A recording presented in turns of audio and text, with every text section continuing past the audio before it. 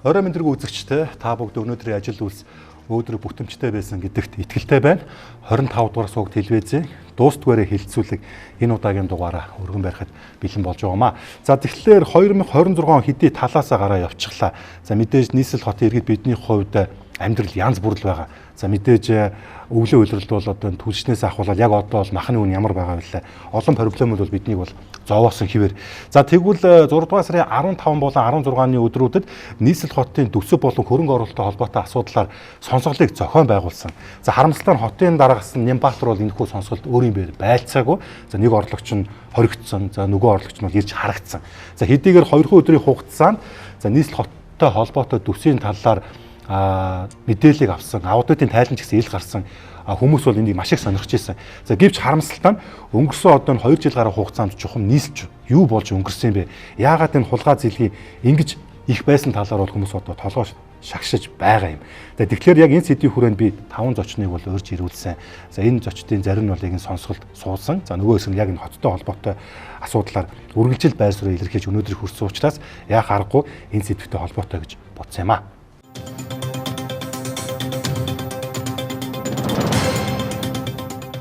За ингээд хилцүүл төрөлцсөн та тавдаа талархлаа илэрхийлээ.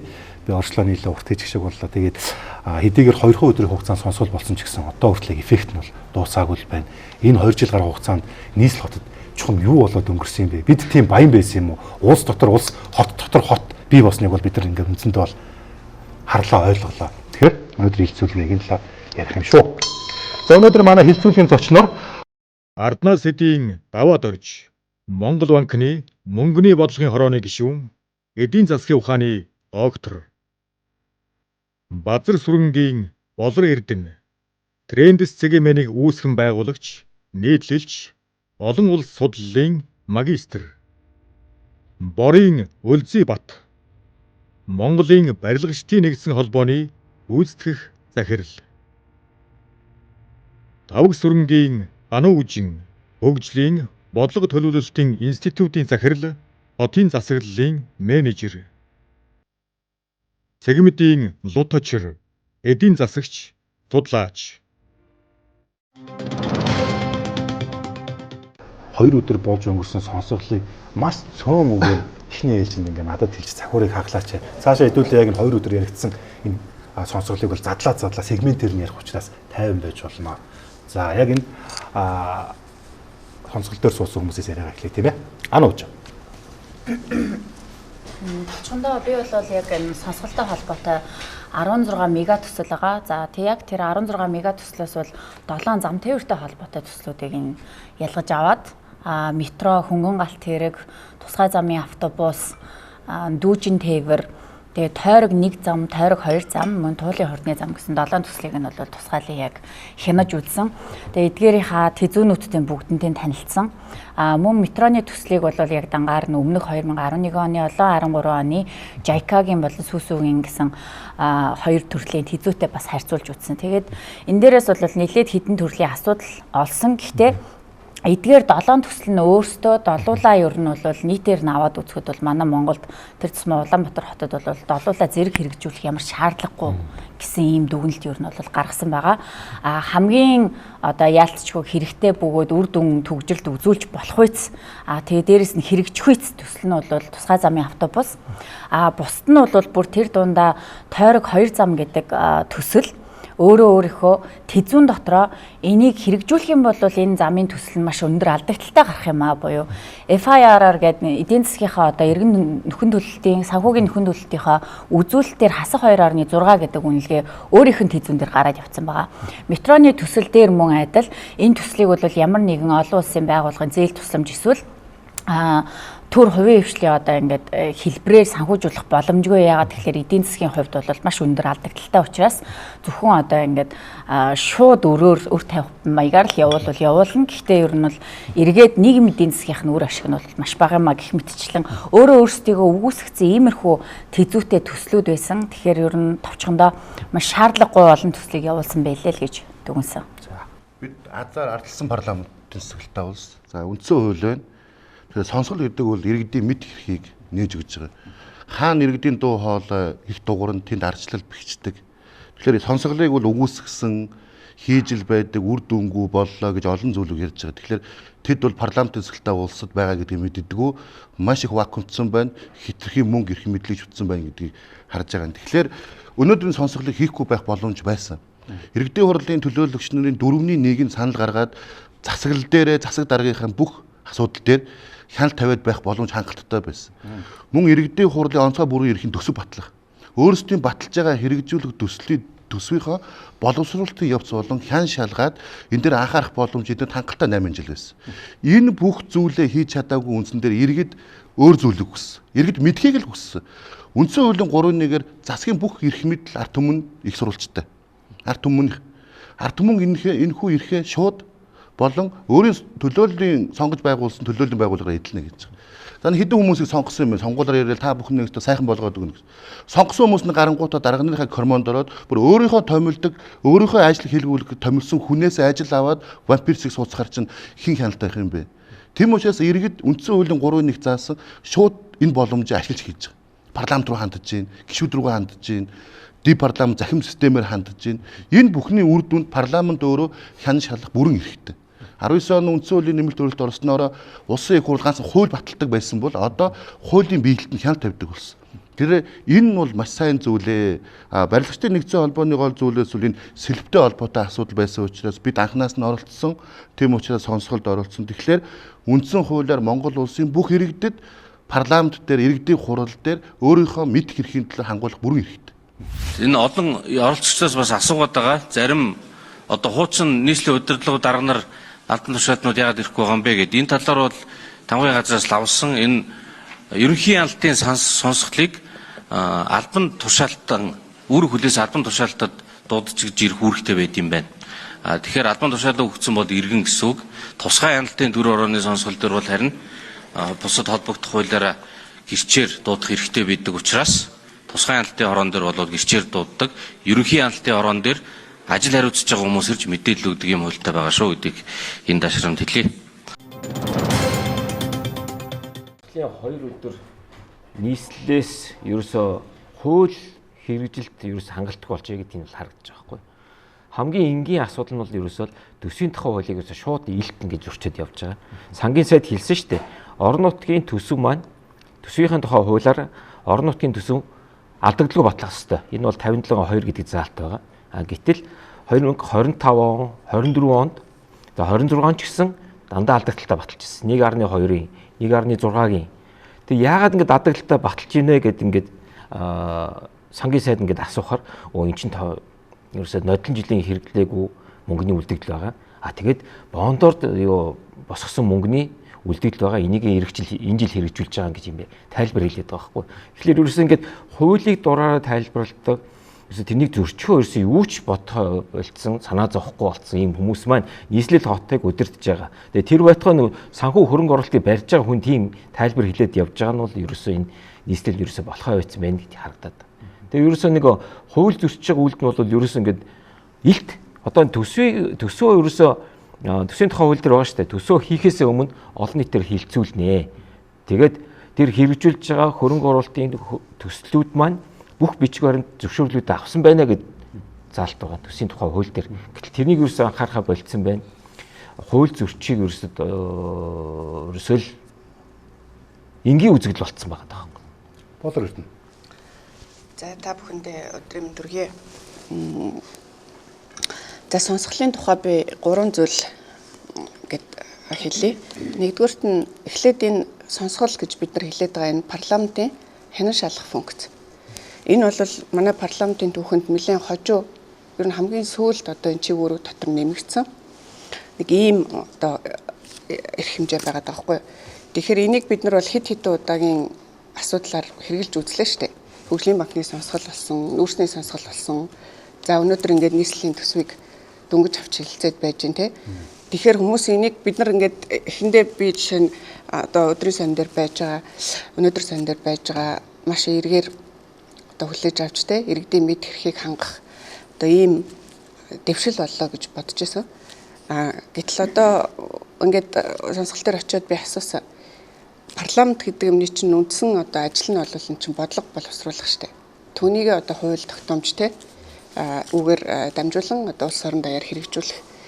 Тэгэхээр энэ удаагийн сонсгол дээр юу харагдсан бэ гэхээр парламентын нөгөө анхны үүрэг анхны тэр ард түмнийг төлөөлж бодлого боловсруулж байгаа жиг үүрэг орхигдоод өөрсдөө тэндээсээ хамтран шүү, санаатаагаар шүү.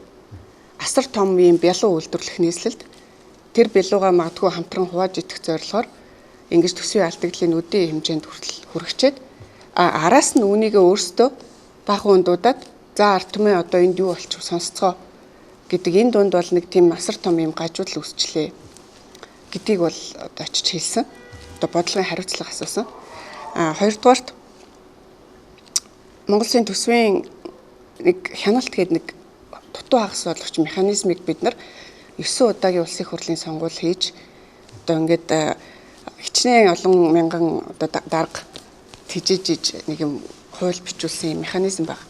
Том засгийн газрын түвшний хөгжлийн бодлогын хэмжээний энэ төсвүүд нь хаана явах юм бэ гэдэг энэ засаглалын асуудлыг бид нар энэ удаагийн энэ сонсгол болоод энэ удаагийн алдаан дээрээ заавал авч хилцэж засаж залруулах хэрэгтэй. Одоо ганц хуулиар дурдахгүй болохгүй. 2021 оны нийслэлийн эрх зүйн байдлын хууль байна. Ер нь тэндээс эхлээд энэ төсвийн ялтаас гараа авсан байгаа шүү дээ. Доктор Даваад орч. За тэгэхээр би яг судлаачийн хувьд хараад харлаа л да. Ер нь юу гэж дүгнж болох вэ гэхээр 3 том одоо тодорхойгүй асуудал дээр бол шийд харагдчихжээ лээ. 3 том тодорхойгүй асуудал одоо 3 проблемын одоо их усүр харагдчихжээ гэж ойлгож байна. Өөрөөр хэлэх юм бол аливаа улс дэлхийн бүх улс шүү дээ. Төсөв нэгдсэн төсөвтэй байдаг. Бид нар төсвийнхөө хууль нь нэгдсэн төсөвтэй байна гэж заасан байгаа. Гэтэл улсын төсвөөс чинь хажууд улсын төсвийн чинь хажууд ямар ч хараа хяналтгүй энэ нийслэлийн төсөв гэдэг замбраагүй юм байна гэдгийг харлаа. Тэр тоо баримтуудыг би очиж харлаа л да. 24 онд 2.1 их найдын алдагдaltaа. За 25 онд 2.7 их найдын алдагдaltaа. Одоо 2.4. Өөрөөр хэлэх юм бол энэ чинь бараг 7-8 их найдыг 3 жилийн дотор төсвөөсөө тусдаа үйлдвэрлэл хийсэн байгаа байхгүй. Энэ 8 их найд гэдэг бол шүү дээ. Одоо бидний хэрэлдээд маргалдаад байгаа хурдны замыг чинь 4-5 тавьчих юм зам шүү дээ. Зам тавьчихаар энэ мөнгө ингээд ямар ч хяналтгүй, ямар ч одоо тооцоолгүй алгуулж гин гэсэн үг. Ийм нэг том асуудал төсөвтэй холбоотой. Төсвийн бүх хуулиудыг одоо уландаа гიშгээд төсвийн бүх хуулийг одоо хууль юм шиг согтуу галзуу хүн шиг зансан ийм жишээнүүд зөндөө харагдчихлаа. Нэгдүгээр асуудал энэ. За хоёрдугаар асуудал Монгол улсын гадаад үрийн асуудал нь маш ноцтой болсон. Дэлхийн нийтээр одоо үрийн асуудлыг ковидоос хойш бүгд ярьдаг хөгжилгүй бүх улсууд ярьж байгаа. Тэр тэгэл олон улсын байгууллагуудаас хөгжиж байгаа Монгол шиг улсад замбраатай төсвөн замбраатай байх юм бол энэ үрийн асуудал чинь танаад болохоо байсан шүү гэж. Өнөөдөр бид нар биш тийм үү 40 тэрбумын гадаад үрийн одоо гадаад өртөө явж байгаа. Өөрөөр хэлэх юм бол нөгөө хүмүүс яриаддаг шүү дээ. Нэг хүнд оногдох өр нь 40-50 сая болсон гэдэг чинь 40 тэрбум. Сүүлийн 10 жилд 20 тэрбумаар өссөн. Өөрөөр хэлэх юм бол ингээд хоёр төсөвтэй байдгийн тэр одоо хараа хяналтгүй алдагдал үйлдвэрлээд байдгийг чинь энэ өрөөр ингэж шийддэг юм а гэсэн. Тэгэхээр энэ гадаад өрийн одоо цоорхоо чинь зөвхөн улсын төсөв тэр бодлого хэрэгжүүлж байгаа хүмүүсийнхээ алдаатай бодлогоос гадна наан чинь нийслэгээд нэг нөхөр байд юм байна. Энэ ингээд замбраагүй дураараа дургдж идэв юм байна. Энэ зүгээр цоорхоо ингээд сав шиг усан гоож идэв юм байна. Энэ өдөр болгон өр үйлдвэрлэж идэв юм байна гэдэг ийм зүйл харагдаж байгаа. За 3 дугаарт нь юу гэхээр мэдээж энэ Монгол улсын эдийн засгийн аюулгүй байдлын чинь ноцтой байдал учруулж штэ. Бид нар энийг өнөө хүртэл анзаараагүй явж байна. Тэр хүний одоо 5 тэрбум төгрөг аваад авгааргаа шилжүүлсэн бол их гол асуудал биш. Ийм том системийн том алдаанууд чинь энэ улс орны эдийн засаг айхтар аюултай байх шүү гэдэг ийм том тохиогдол сая энэ сонсголоос би олж харлаа. За иргэн бүрүүд орж. За энэ нэг шар шив үүрэндээ бардийн дүртэй гэж ярьд юм байлээ. Тэгээ нийслэлийн эдэн нөхдүүд энэ мега төслийг үхтлээ чойжэр хамгаалсан эдэн гишүүд төрийн ордонд даналзаа сууж байна. Хятадыг дэгт өөрөө тийм гинлээ. Энэ бүх мега төслүүд нь хятад төслийг гэсэн хятад орчуулгатай. Зарим нь хятадаарч орчуулж амжаагүй хятадаар явж гин гисэн. Хятадыг та нарт өөрөө тийм гинлээ.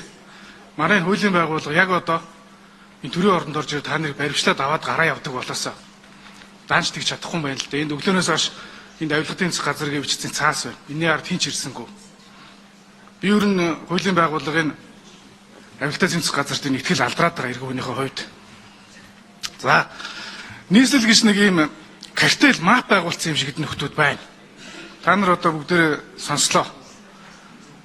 Хэвлэл мэдээлэл худалдаад авчдаг, торол айр худалдаад авчдаг, иргэдийнхээ эсрэг дайр давшилдаг, иргэдээ ялалдаг. холгаа хийдэг 300 хэд гинү 6 гинү удаа гэрээ хийсэн мэн гэж твллийнхэн та. За энэ ч яах вэ? Одоо энэ мега төслүүдийн чинь үр төлбөр хизээ төлөлт дуусах юм. Байгаль орчны сайд нь мэдээлэл хийлээ. Маш олон үйл зөрчигдсөн байна. Үндэсний аудитын газрын дарга нэрээд мэдээлэл хийлээ. Өчнөө зөрчил гаргацсан байна. Үндэслэгүүгээр нэг их найд төгрөг нэмсэн байна. Шинжээчдэр ч яриад шүү дээ. Тэгээ юу ч хийгээгүй юм шиг, холоо хийгээгүй юм шиг даналзаа суугаад шар шоонууд гардийн төртөө сууцаагаад юм. Нүүрсний сонсгол гэж хэдэн жилийн өмнө болсон. Нүүрсний холгоо хэрэгээр нэг ч хүн ял аваагүй. Одоо та нар тэрүүн шиг ирдээд энэ том төслүүд дээр хулгайлсан мөнгөн дээр ял авахгүй гэж бодож байгаа шүү байна. Ард түмэнд ой санамж байгаа шүү. За нөхдөд тэгэхээр ийм байна. Нэг канондор гардаг штэ. Жанжаан байрчлаа гэсэн чинь бишээ цаад хүнийг нэг гэдэг шиг энэ удаагийн сонсвол Нямбатар руу явагдсан. Тэр хүн одоо хаана яваг зүтгэр бөө мэд. Гэхдээ олон нийтийн сүлжээг харахад бол гадаад улс орн л яваа бол та. За хотын дарга Нямбатар байсан. Түүний орлогч даваа далааг бариад төрчихсөн. За амар төвшин бол сонсол сууж харагдсан. Хүмүүс тэр 3 дахь хүндээс анхаарал хандуулдаг байгаа. Нийслэлийн авто цомын газрын дарга од өрөөха бидний санаад байна. Энэ тэгэхээр би юу гэж ойлгоод байна гэхээр хамгийн их мэдээлэлтэй хамгийн их тайлбар өгөх ёстой бол Хишгэгийн Нямбатар өөрөө. Гэтэл энэ хүнд өнгөрсөн 2 жил гаруй хугацаанд хяналт тавих ёстой байсан иргэдийн хурал нь 45 43 нэг ямар нэг албан тушаалтай ямар нэгэн одоо нийслэлтэй холбоотой юм компаниудыг удирддаг нэг юм ашиг сонирхлын зөрчилтэй. Тэгээ одоо яг энэ 2 өдрийг сонсгол болсны дараа нийслэлийн иргэдийн төлөөлөгчд ээлж бус хуралдаан зарласан. Та нар тэрийг үзсэн үгүй юу? Гишүүд нь ингэж ярьсан шүү дээ. Бидний талаар ямар ч үнэлтгүй мэдээллийг нэр бүхий телевиз сайтууд үлгэж тавьсан. Тэр сонсгол сууж байгаа тэр аудит болон тэнд байр суурь илэрхийлсэн хүмүүс ямар ч мэдээлэлгүй байгаа. Биднийг хохироож ин. Бид нар баг энэ ажлыг баг хиймээргүй. Эхнээсээ ажиллаа өгье гэсэн хүмүүс гарч ирж байгаа. Бид нар нэрээ цэвэрлэмээр гэсэн юм явж байгаа. За тэгэхээр системтэйгээр ярив. Энэ 2 өдрийн сонсгол иргэн Нямбатар шүү одоо. Яагаад байгаагүй та нар бодож чинь. Энэ хүн байсан бол бид энэ хүнээс ямар мэдээ шаардах байсан бэ? Та нар зүгээр тухай бүрдээ өөртөө бодлыг илэрхийлнэ үү? Яг хуулийн тоонд хамгийн ойлгомжтой зүйл бол энэ хүн хотын дарга байсан уу байсан тий. Үнэн. Энэ хүний гарын үсгээр энэ хүний эрх мэдлээр бусад баг хамт олон томилогдсон уу? Үнэн. Орлогч дарга нар нь тэр тэгээд тэрнтэй хамт ажиллаж байгаа одоо нийслэлийн бүх бүтцүүд тий энэ том мега төслүүдийг хариуцж байгаа бүх хүмүүс бүгдээрээ Нямбатрын багийн хүмүүс. Нямбатрын томилгоогоор энд ажилласан байгаа. Тэгэхээр энэ юу гэсэн үг вэ гэхээр энэ хүн эдгээр бүх хүмүүсийн алдаа мадгийг давхар хариуцах хэрэгтэй байхгүй юу? Тийм шүү дээ. Энийг одоо ингээд иргэд бас ингээд зарим нэг нь ойлгохгүйгээр тий яагаад одоо бууцсан хүнээс хариуцлага тооцоод байгаа юм ч гэдэм үү? Эсвэл тэр хүн хаана явах нь хин хамаатай ч гэдэм үү? Иймэрхүү юм яриад байна л та. Тэгтэл бид нар сая яг ингээд саяны сонсголоор харсан 2 жилийн хугацаанд гэхэд тухайн хүн энэ олон хүмүүсийг ингээд тавиад энэ 16 бүр сүүлдээ 24 болгочихсон шүү дээ. Ийм олон мега төслийг ингээд яриад за нийтдээ ингээд 50 эдэн их найдын одоо дүнтэй төслүүдийг эхлүүлээд 50 хэдэн их найд буюу одоо Монгол улсын дотоодын нийт бүтээгдэхүүний хэдэн 65% байслуу тий. Тим хэмжээний одоо ингээ үр тавихаар ингээд зэгцэн тэгээд тэр дундаа ингээд дахиад 8 их найдыг нийслэлийн төсөвдөрөөс ингээд алга болцсон юун зарцуулагдсан мэддэхгүй. За миний яг ингээд шинжилэн тогтоосноор бол 900 гаруй тэрбум нэг их найд төгрөг зөвхөн тэзүүнд зарцуулагдсан байгаа байхгүй юу. Тэзүү зөвлөх үйлчилгээ тий сургалт мургалт гэсэн ямар ч баримтгүй би одоо ингээд харах боломжгүй те хинд юун зарцуулсныг нь тодорхойгүй тэгээ нөгөө тэзүү гэдэг зүйлсүүд нь бүгд үг үсгийн алдаатай те зөвхөн нэг долларын анш гэхэд дотроо 3 4 өв дүнтэй явж яадаг иймэрхүү учир дутагдaltaй маш асуудалтай материалууд зүгээр хэвлээ тавьсан. Тэгээ энд ингээд зарцуулсан байхад яагаад энэ хүнтэй хинч хариуцлага тооцохгүй байгаа юм бэ гэдэг чинь өөр айгуу том асуудал. Энэ дээр нь хариуцлага тооцоолох шаардлагыг нь бид нар иргэд өөрсдөө маш сайн тавих хэрэгтэй. Бид нар одоо маш сайн ойлгох хэрэгтэй нэг хүний тэгээ эрх мэдлийн хүрээнд хийж байгаа бүх одоо асуудлууд тухайн хүний хариуцлага байдгаа гэдэг маш сайн ойлгох шаардлагатай байгаа даа. Нэг улс нэг ширхэг хотын дараагаар бол тутахгүй л дээ. Ирээгүй ч зөв. Ирсэн бол манай вампир зарим нь их хурлын гишүүд байдаг юм л ш нийслэлийн бэт болцсон. Айгаад юу ч хэлэхгүй. Бараг дахиад иргэд рүү дарих шинжтэй байсан. Тэгэхээр гол зүйл дахиад хууль ярив. Ер нь манай улсад нэг хуулигуудаар хулгай, мэдлэгүүдээр боол гэдэг зүйл зөвхөн хавтгаарцсан. Азар парламентын бүх их сурвалжны ард түмнээс их сурвалжтай иргэд мэдхийг хүсэж байгаа. Үндсэн хуулиараа энийг олгосон. Тэгэхээр нэг зүйл байгаа. Улсын их хурал үүнд бас буруу хүлээн. Яг гэвэл улсын их хурл иргэдийн мэд хэрэг хангах хэрэгтэй. Улсын их хурлын легитим чанар гэж байх хэрэгтэй. Хүлээн зөвшөөрөгдөх. Өмнө нь 8 удаа сонсгол хийсэн. Сонсголтой холбоотойгоор улсын их хурлын хяналтын тухай хууль 5-1 нэгдсэн систем байдаг. Энэ систем дээр жишээ нь оюутлогоо дээр 45 мянган хуудас материал дээр сонсгол хийсэн. Эдгээр бүгд байх хэрэгтэй. Шинжээчэд дүгнэлттэйгээ нүүрсний сонсгол дээр 3.1 сая хуудас материал цугларсан. Энэ бүх мэдээлэл энэ систем дээр байх хэрэгтэй. Өнөөдөр энэ систем нь орвол ажиллахгүй. Ягаад гэвэл хийж болохгүй байхгүй. Энд чинь иргэдээс нуух хэрэгтэй шүү дээ. Бид мэдэж болохгүй шүү дээ. Ийм дүр хэсэгсэн парламентын үйл ажиллагааны тийм байгаад байгаа. Энийг анхаарах ёстой. Хоёр дахь гол зүйл нь бол угаасаа нийслэлийн машины авто замын татврын асуудлыг 1.1 бараг 6 сая хүн амьдарч байгаа хотод 4 иргэний саналаар шийтгэр чинь ер нь бүх юм буруу амралтай болсон байна л гэсэн үг байхгүй юу. Тэгэхэд үүнийг эсэргүүцээд 33 мянган иргэн дэв парламент дээр парламент руугаа хандхад одоо саяны энэ дээр гарсан төлөөлөгч ороод их хурлыг загнаас сууж шít. Юу хэлэх гээд байна гэдэг тэгэхээр эндээс ерөөсөө нийслэл бол тэр чигтээ бялуурж ин тэр чигтээ хөрмийн баяр хийж ин ерөөсөө зугаа цэнгэлэл тэнд явж ин тэнд иргэд гэдэг үг тэнд ард түмэн гэдэг үг ерөөсөө байхгүй зөвхөн эрх мэдэл алуун тушаал даргын үг бол хууль төлөөлөгч гэдэг бол зүгээр л засаг даргын хідэн хүүхэлтэй болцсон үүнийг хийлгээр өчигдөр иргэдийн хурал яаж турлууллаа тэр аяараа өөрсдөө өмөрлөө бид ажилгүй бид нар туузд орж хяндаг туузд ороод хянаад авах ямар ч шаардлага байхгүй. Дээр нь өөрөөсөө төрд ажиллаж байгаад ажлаа өгөө сонгуульд нэр дэвссэн. Би төрд ажиллах юм болий. Жинхэнэ албаа агч хийх юм болий. Та бүхний өмнөөс ажиллая гэд. Тэгэхээр энэ бүх зах замбраагүй байдлыг бол бид сонгуулаар маш их оролцоогоор шийдэх хэрэгтэй. Би өөрчлөгднө л шийдэж байгаа. За одоо нийслэл дээр одоо Нямбатар бол 3 жил шахам гэдэг хотын дарга хийлээ шүү дээ. Тэгэхээр хот дээр болсон үйл явдал дээр яг хариуцлага хүлээх ёстой нь Нямбатар яг өөрөө. Тэгээ энэ юу болсон юм бэ ингээд эргээ харахаар одоо ерөөсөө яг энэ намын бүтцэн харагдаад байгаа байхгүй. Нямбатар ч өөрөө нийслэлийн намын дарга. Тэгээд тэгсэн мөртлөө нийслэлийн засаг дарга. За тэгээд тэр төлөөлөгчд нь болохоор дандаа л нөгөө нийслэлийн намын ямар нэгэн албан тушаалтай ерөөсөө ингээд намаараа энэ Нямбатар гэдэг хүний бүх эрх мэдлийг ингээд зузаатгаад эн чинь их хурлыг бас оруулж ярих нь зүйтэй засгийн газрыг. Үеэлээрээ одоо ингээд те нэг нь ерөнхий сайд нэг нь хотын дарга хийдэг. Ерөөсө томилогдоод очиж байгаа байхгүй юу. Тэгээ эхлээд нөгөө нэг намын удирдах зөвлөлөөсөө шийдвэр гаргаж байгаа. Хотын дарга хэн болохыг тэр төлөөлөгчд эхэлж хилцэхгүй. Намын удирдах зөвлөлөөс шийдвэр гаргаад за энэ хишгээг Нямбатар гэдэг үнийг хотын дарга томилё гэж явуулж байгаа. Сая ч гэсэн пөрөг давгийг удирдах зөвлөлийн шийдвэрээр томилж байгаа байхгүй юу. Тэгэхээр энэ маань нөгөө засаглалын үед ерөөсөө ингэж гажил төсцсөн яваад байна шүү дээ. Тэгээ одоо Нямбатарын одоо энэ сүүлийн 3 жилд энэ их хурлын батлуулсан хуулийн өөрчлөлтөөр дандаа нийслэлийн эрх мэдлийг нэмэгдүүлсэн байгаа. Тэгэхээр одоо нийслэл маань 2022 оны 12 сарын 7-нд өрийн бичиг гарах уу одоо бонд гарах эрхээ авсан. За тэрний 24 онд одоо нийслэлийн эрх зүйн байдлын тухай хуульд өөрчлөлт оруулаад за нийслэлийг 14 дагуул хотод хуваана гэд одоо бүр хамгийн тэнэг мулгуу хууль батсан их хурл нь өөрөө. Тэгээ их хурл маань өөрөө нийслэлийн бүх эрх мэдлийг нэмсэн одоо татвар хураамжид нийслэлийн орлого дээр авах эрхийг одоо өгсөн байгаа шүү дээ. За тэгэл одоо нөгөө газрыг одоо албан чөлөөлөх одоо иргэн зөвшөөрөөгүй багт хөрөнгийн хураах хуулийг бол ерөөсөө энэ хуулиудад нь оруулаа явцсан. Тэгэхээр ерөөсөө энэ их хурл маань энэ Монгол Ардын нам маань өөрөө бас давхар хариуцлага хүлээх ёстой. Яагаад энэ Нямбатарын хууль зөрчөөд байхад ерөөсөө тухайн үедээ дасан зогсоогүйгээр. Тэгээ төсвийн тухай хуулийг бол илт зөрчиж байна. Одоо энэ төсвийн одоо энэ төлөвлөлт маань ерөөсөө буруу байна. Энд чинь гүйцэтгэл нь 70% таа гарч байгаа шүү дээ. Энд чинь ерөөсөө төсвийн тухай хууль дээр байгаа. Төсвийг одоо зөв төлөвлөнө гэж.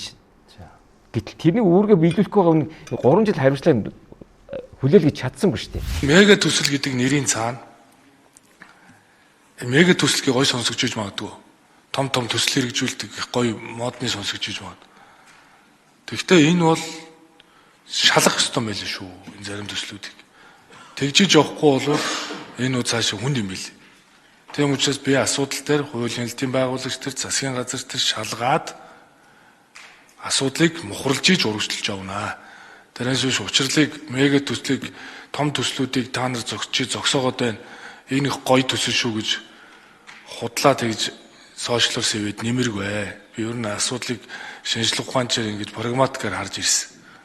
Тийм учраас том төсөл гэдэг нэрийн дор ямар нэгэн хулгай дээр тендер юмыг хаацаална гэж байхгүй. Нямбатар гэдэг хүн ер нь хаанаас эхлээд ингээд ямар үдийн ийм байдалд орчоо гэдэг би та бүхэнд нэг хэдэн ийм одоо цаглбараар хэлье. За 2021 оны 1 сард оюун эрдэнэ ерхий сайд болсон.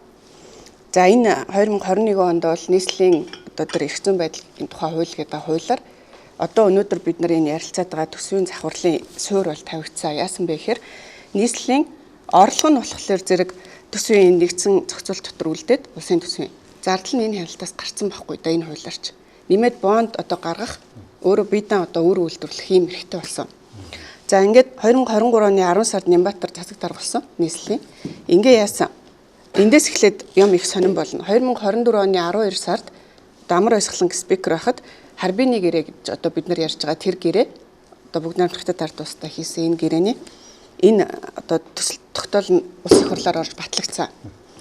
Юуны дараа ердөө яг шинжлэр шүү. 2-3 хоногийн дараа энэ баг одоо та нар чихэндээ итгэхгүй баг тоотой 250 их 80 төгрөгийн хүрэхээр ийм хэмжээтэй 2040 оны хүртэлх нийслэлийн одоо 24 мега төслийн хөгжлийн төлөвлөгөө гэдэг юм бол улсын их хурлаар яг энэ Харбины гэрээ батлагдсан 4-5 хоногийн дараа чуулганаар орсон байдаг.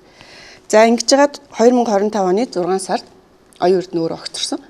Тэгэхээр зэрэг эндээс бид нар Нямбатрын энэ улс төрийн улс төрчийн хувьд ямар үүрэг хариуцлага хүлээсэн бэ гэдгийг ер нь тодорхой ингээд харчиж болно. Яасан бэ гэхээр яг оюун эрдэнэ Нямбатар эднэр бол эхэндээ шудраг тавтай одоо арт түмний үүдийн шудраг усны тэмцэгч маягаар юм арт түмний капитал дээр гарч ирсэн улс төрчд байсан.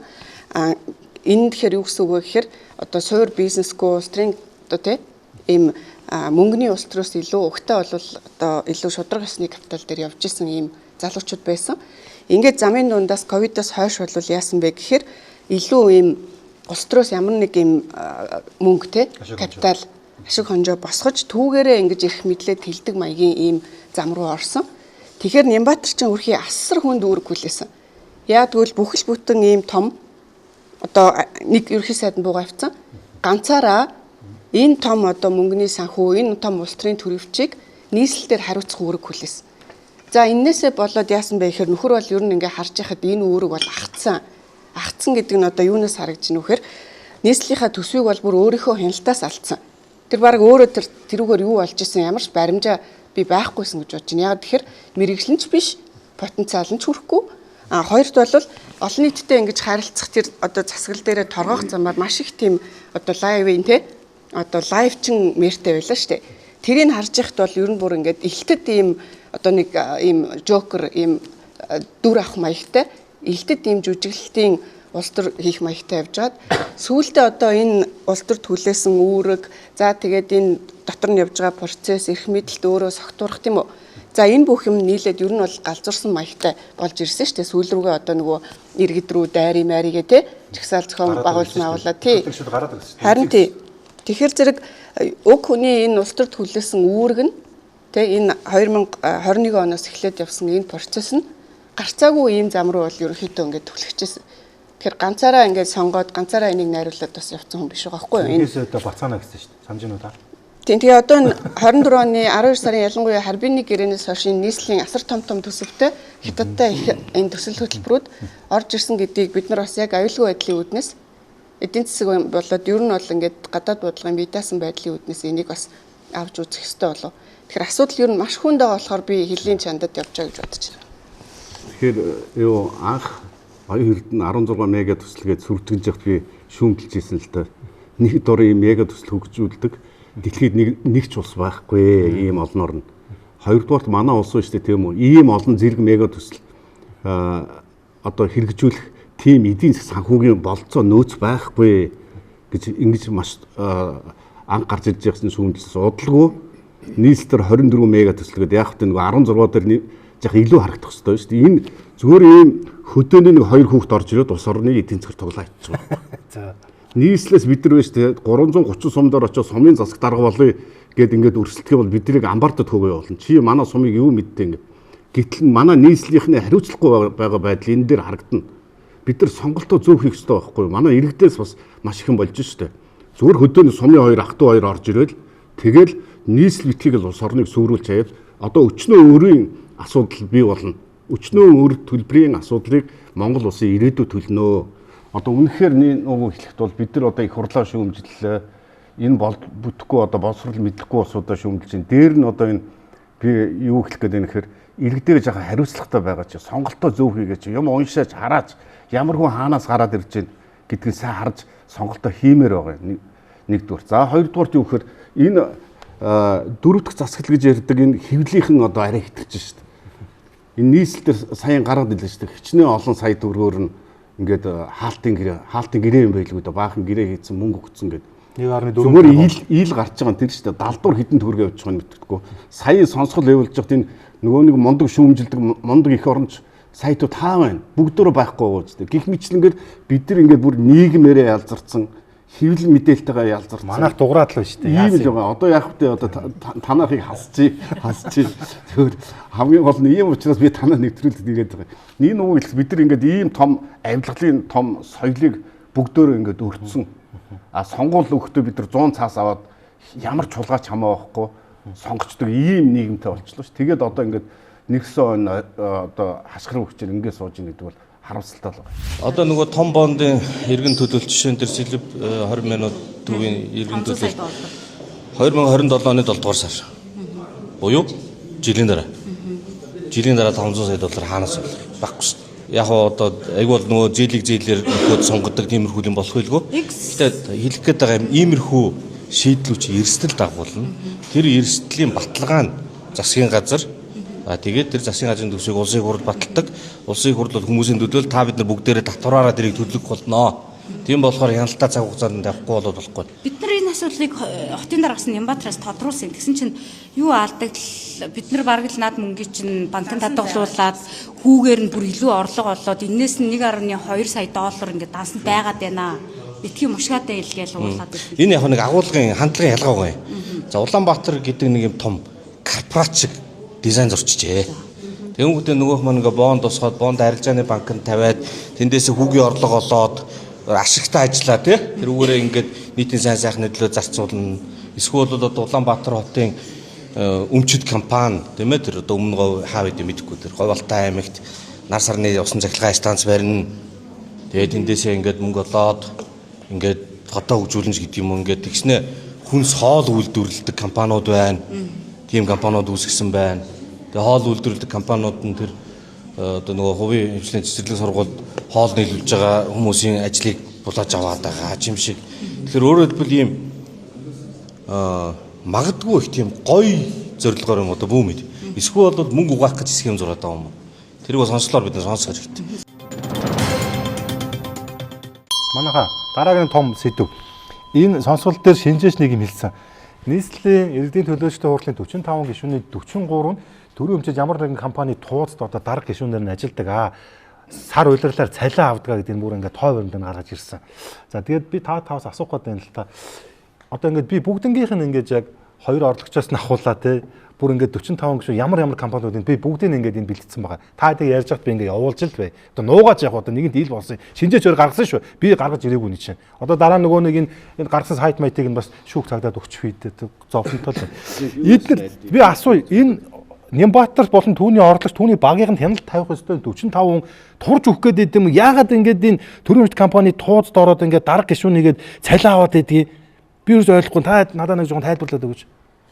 Энэ чи ерөөсөө авилгын систем байхгүй да. Одоо энэ 45 төлөөлөгч маань сонгуульд маш их юм амлаж гарч ирдэг. За одоо ерөөсөө бараг шидэт тохиуртай юм шиг одоо биднийг ерөөсөө нэг эста нэг жаргаагаад гар газар хөл хөсөр нэг жаргаах юм ингээд нэг амлалт хийж орж ирж байгаа. А тэгээд маш их зардал гарч байгаа. Одоо эдгээр чинь мэдгүй одоо нэг төлөөлөгч бараг л ер нь нэг тэрбумын зардал гаргаж орж ир. Тэгээ энэ гаргасан зардлага буцаж нөхөж олж авах гэдэг шүү дээ энэ хүмүүс чинь. Тэгээ хулгай ихээс эн чинь ерөөсөө нэг хулгай авилга буцаад ингээд нөгөө тэр мөнгө олж авахын тулд тэгээд намаас нь томилгоо өгдөг. Тэрний гимт хэрэг зөрчдгийг ингээд харахгүй өнгөрүүлдэг өдөрс ингээд мафийн бүтцэд орцсон учраас ийм болоод байгаа. Тэр ерөөсөө нөгөө нийслэл маань өөрөө оролцохгүй ч юмгүй боллоо. Одоо нийслэл өөрөө эрчим хүч үйлдвэрлэдэг тэр байтугай тэрнийг түгээдэг хангамж үйлдвэрлэдэг хангамж түгээх бүр жижиглэнгийн худалдаанд хүртэл ороод явцсан. Нийслэл маань өөрөө ингээд хараа одоо төслийн захиалагч, санаачлагч, зураг төсөл боловсруулагч, хэрэгжүүлэгч, хяналт тавигч. Одоо ерөөсөө яг нэг идэж тэжээлийн тойрог гэж ярьдаг шүү дээ байгаль дээр. Тэгэхээр нийслэл маань өөрөө бүх энэ процессыг оролцдог компанитай болсон байхгүй. 80 компанитай болсон. Тэр байтугай одоо нөгөө нийслэлийн гарч байгаа шийдвэр маань шүүхтэр очиод дандаа унаад байна. Одоо гарч байгаа дандаа хууль бус шийдвэр гардаг учраас хүмүүс тэрний тэр шүүхийн шийдвэртэй заргалдаад тэр 40% оролцоогоор унж байгаа. Гэтэл одоо нийслэлийн маань хуулийн фирм байгуулсан байхгүй. Зөвхөн нийслэлтэй холбоотой асуудлыг шүүхтэр очиж төлөөж зарга хийдэг энэ ч байж болох юм уу? Энд чинь ерөөсө татвар төлөгчдийн мөнгийг ерөөсө бүхэл юм зарцуулж штэ. Та нар байр суурь хэлээ. Энэ 45-аас 43 гэж яригадаад байгаа. Эхлээд би энэ одоо намын тий 45-ын дотор 41 нам байгааг бид нар эхлээд мэдээж мэдчихэж байгаа шүү дээ тий. Тэгэхээр энэ яагаад ингэж 40 манай намынхан байгаа юм бэ гэдэг асуудал тий. Тэгэхээр эн чинь та нар санаж байгаа бол 2024 оны 6 сарын сонгуулийн дараа нөгөө эвслийн гэх юм уу нөгөө хүнжлийн гэгдээд байгаа засгийн газар байгуулагдсан байсан. Тэгэхээр 10 сард сонгуульд очисон сонгогчдын хувьд бол сөрөг хүчин гэдэг ойлголт байхгүй болсон байсан байхгүй. Тэгэхээр ерөөсөө намын одоо мөлхөөдөд бүтцээр тий одоо юу гэдэг сонгоны архины тэр намын үүрийн одоо тэр бүтцээр баг ингээд сонгуулийн үр дүн шийдэгдчихэж. Тэгэхээр эндээс эхлээд бид нар энэ улс төрийн энэ тэнцвэр хүчний хяналт ба тэнцлийн хувьд ерөөсөө нийслэлийн энэ иргэдийн төлөөлөгч гэдэг энэ дотор сөрөг хүчний хяналт гэдэг юм байхгүй болсон гэдгийг анхаарах хэрэгтэй. За ингээд түрүүн би хэллээ шүү дээ 21 оноос эхлээд том төсвийн улс төрөнд явцсан байсан гэдэг. За ингээд төсвийнхаа хуулийг бэлдээд авлаа. Төсвийнхаа дүнг батлаад авлаа. Сөрөг хүчингүү болоод авлаа тий. Одоо эндээс яах юм? Хоёр үр дүн эндээс гарч байгаа. Энийг би зөндөө олон одоо их бичлээ. Нэг нь бол яасан бэ гэхээр Улаанбаатар хотын эдийн засгийн өөрийнх нь энэ үндсэн суурь потенциал томдчихж байгаа энэ төсөв. Нөгөө талаар дэд бүтцийн нөгөө бүтээн байгуулах гэх юм уу логистикийн энэ чадамжид бас томдчихж байгаа. Тэгэхээр зэрэг нөгөө хоёрдугаар асуудлыг яаж шийдсэн? Бид нар мэдж байгаа. Хятад компаниудтай гэрээлэх замаар хятадын одоо ийм үйлдвэрлэлийн гэх юм уу те зам ийм барилгын тал руу энэ төсвийг одоо зарцуулах. Туулын уртын зам. Тий. Энийг чинь бид нар энэ мега төсөл энтер гээд худлаа ийм гой нэр өчөд яваад штэ. Өөр дахиад энэ чинь цаана 24 яригадаад 16 нь 9 нь ингээ уртчилсан зардал гарсан байдлаар явж байгаа хгүй. Хоёр дахь тэр эдийн засаг байхгүй те Улаанбаатар эдийн засагт энэ батлсан төсвөн томдоодсон гэдэг асуудлыг яаж шийдсэн? Өөрсдөө эдийн засаг болчихыг шийдчихэж байгаа хгүй. Тэгээ яасан 80 компанитай одоо над 43 гишүүн нэг газар тузын төлөөлөл хийж байгаа гэдэг чинь жижиг асуудал энэ 80 компани хажууд. Дотроо компани байгуулчаал өөрсдөө төсвөө зураал сууж идэг. Тэгэхээр одоо энэ гуравт нь бид нар бол энэ улс төрийн хяналт тэнцлээс гадна ер нь энэ орон нутгийн арчил гэдэг юм штэ энэ чинь төлөөлөл. Энийг бид нар энэ нэгдсэн засгийн газрынхаа бодлогын хувьд ямар балансаар шийдэх вэ гэдэг. Энэ бол бодлогын асуудал, хуулийн засаглалын асуудал. Тэгээ нийслэл бас дахиад масрах мөнгөтэй байгуулга болжээ. Өчнөө бонд босгож байна. Эн чинь бас зээл шүү дээ. Тэгээ энэ их мөнгөөр юу хийгээд байгаа юм бэ? Дахиад одоо дэлхий дээр байдгүй нэг юм бид нар хийцэн шүү байлаа. Энэ манай нийслэл яахлаараа нүүрс нь уурхаатай байдаг юм бэ? Энэ одоо хаанхын ямар гэж юм бэ? Ингээд энэ орон нутгийн төсөв мөнгө олдог арга марга бүх юм болвол жахан дампуурч байгаа юм биш үү? Ийм юм ер нь дэлхий дээр байхгүй шүү дээ. Өнөөдөр энэ боломжийг бид нар 16 оны 1 сарын 1-ээс хойш өөрчлөх боломж байсан. Нийтийн сонсголын тухай 15 онд батлагдсан. 16 оны 1 сард хэрэгжиж эхэлсэн. Энэ сонсголын тухай хуулийн 9-3 дээр жил бүр нийслэл аймагуд засгийн газар төсвийн хяналтын сонсголыг хийх хуультай 9-3 дээр. Энэ дотроо юу байх вэ гэдэг тэгэхээр за нийгмийн даатгалын сан, хүний хөгжлийн сан, орон нутгийн хөгжлийн сан, засгийн газрын тусгай төсөв, засгийн газар орон нутгийн бусад санхүүгийн төсвүүд, гадаад орон нутгийн зээлүүд, боцолтгүй тусламж, за үр төлбөр, авлага гэдэг энэ бүх зүйлүүдээр жил болгон төсөв хэлэлцгээс өмнө сонсгол хийх хэрэгтэй. Үндсэндээ энэ хуулийг хэрэгжүүлэх 10 жил явсан. Нэгдүгээр шалтгаан. Хоёрт нь сонсголыг хаанч хийж болно. Сонсгол хийж болно гэдэг үг хаана гэдэг үг байхгүй. Энийг алин хэсэг шийддэг. Наран туул дээр нь хийж болно. Тэр агуу үнэтэй яармагт нь очиод байранд нь хийж болно. Тэгэхээр улсын их хурал хоёр тохиолдолд орон нутгийн сонсгол бас хийж болно. Иргэдийн хурлын төлөөлөгч нар энэ Нямбатар давраад байна, энэ манай хаан давраад байна. Бид нэг жоохон хамжаарахтай байх гэсэн юм гээд төлөөлөгч нар их хурлын байнгын орон санал гаргуул, байнгын орооноос орон нутагт очиж сонсгол хийж болно. Баян онгорт нийслэлээр. Хоёрт нь байнгын ороо өөрийн санаачлагаараа орон нутагт нийслэлээр очиж сонсгол хийж болно.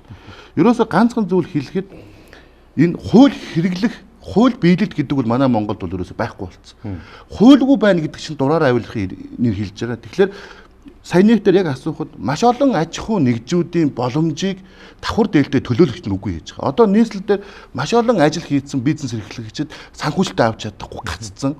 Юу нэхэд байдгийг, юу аваад байдгийг нэг хоёрт нь одоо маш олон хян шалгалт явж байгаа. Сэлбдэрж явж байгаа.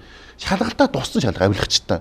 Ажил хийгээ явж байгаа гэрээлсэн аж ахуй нэгжүүдийн мөнгөн урсгал тэр гүйлгээг нь хий. Тэгэхгүй бол ажил хийхийн төлөө маш олон зээл авдаг. Өнөөдөр хүртэл олон аж ахуй нэгжүүд дампуурсаар байгаа.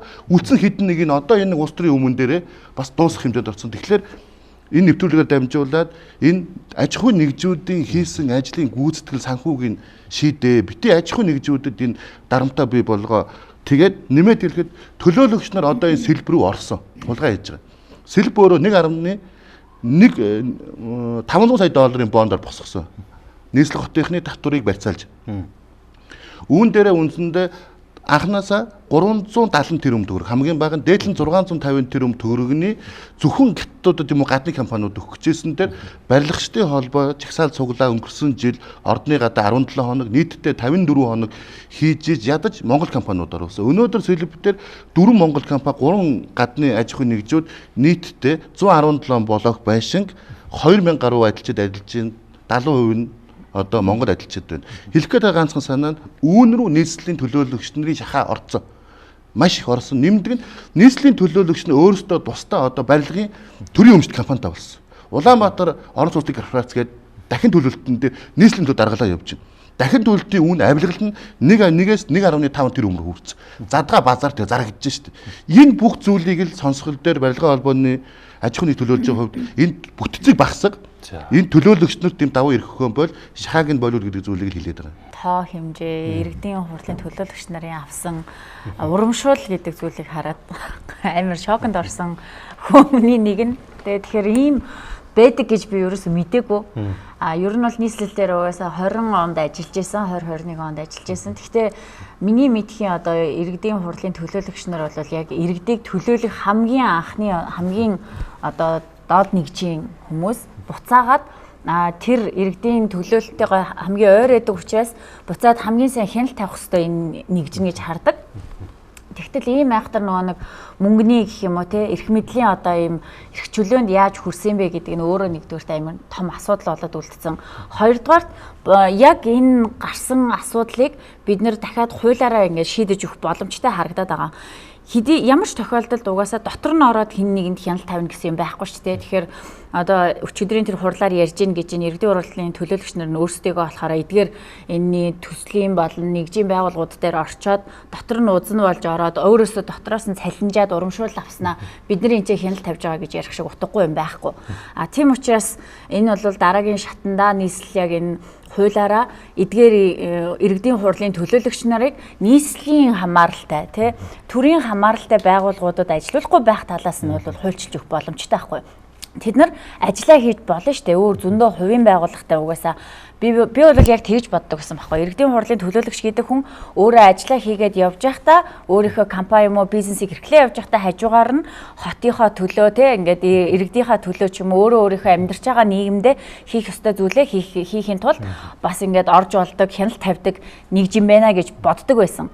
Тэгтэл одоо ингээ эсрэгээр нь болтол ингэж юм хуулийн завхруулалт явагдсан байгаа учраас бид нар энийг хууль дүрм журмаараа эрх зүйн байдлаараа бол нэгдүгээр засаж өгөх боломжтой харагдаж байгаа.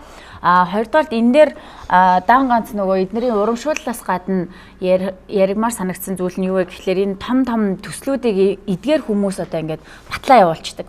Иргэдийн төлөөлөгчний хурлаар орсон гэдэг одоо энэ мега төслүүд юу нь бол бүгдээрээ ингээд батлагдаад ихнээсээ авахлаа дэмжигдээд явчихж байгаа. Гэтэл энэ хүмүүст ямар ч те мэрэгжлийн хот төлөөлөгч байхгүй. Нийслэл дээр нь мэрэгжлийн хот төлөөлөгч одоо байхгүй байгаа. Тэгэнгүүтээ энэ төслүүдийн маш өндөр дүнтэй ингээд батлаа явуулсан. Тэр дунд хамгийн нийттэй байгаа зүйлс нь одоо нэг замын зургийг тэзүүн нэрээр хийхдээ 140 тэрбум төгрөг зөвхөн тэзүүн зарцуулсан байгаа.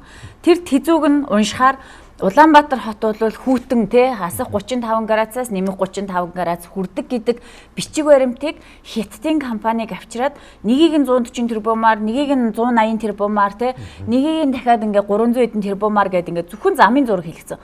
Монгол улс замын компани замын зургийг хийх одоо боловсон хүчнэр хизээш дутааг байхгүй юу? Тэрэн шиг амархан юм байхгүй. Зам дээр ер нь тэгж тэзүү игээл те температурын судалгаа ингээд аваад ах шаардлагагүй.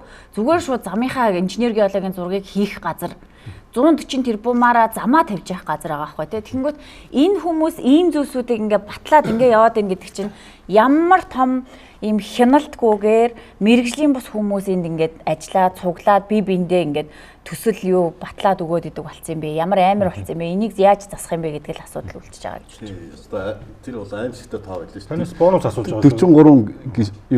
43 төлөөлөгч нь юу олцсон бэ гэж асуусан шүү дээ, тий. Танаас бонус асууж байгаа дунд нь зүгээр. Тэгэхээр төлөөлөгч нь бухимдж байгаа. Тэгэхээр цаана нэг хоёр мундаг хүн байж шүү дээ. Юунд ч ороогүй. Тэр чинь нөгөө засаг даргын хоёр нөхгүй иргэдийн хурлын дарга хоёр нь хэрвээ болдгсон бол бүгдөө л орчих байх л дээ. Тэр чинь арайч болохгүй юм л да. Тэгэхээр энэ бол одоо яг манай улсын Монгол улсын одоо энэ хулгаан түүх гэх юм уу да. Хулгаан түүхэнд одоо их дээгүр цогхоор тийм том аимшигын асуудал байхгүй. Бид нар тоохгүй байгаа болохоос биш. Төлөөлөгч нь бухимдаад уурлаад байгаа болохоос биш.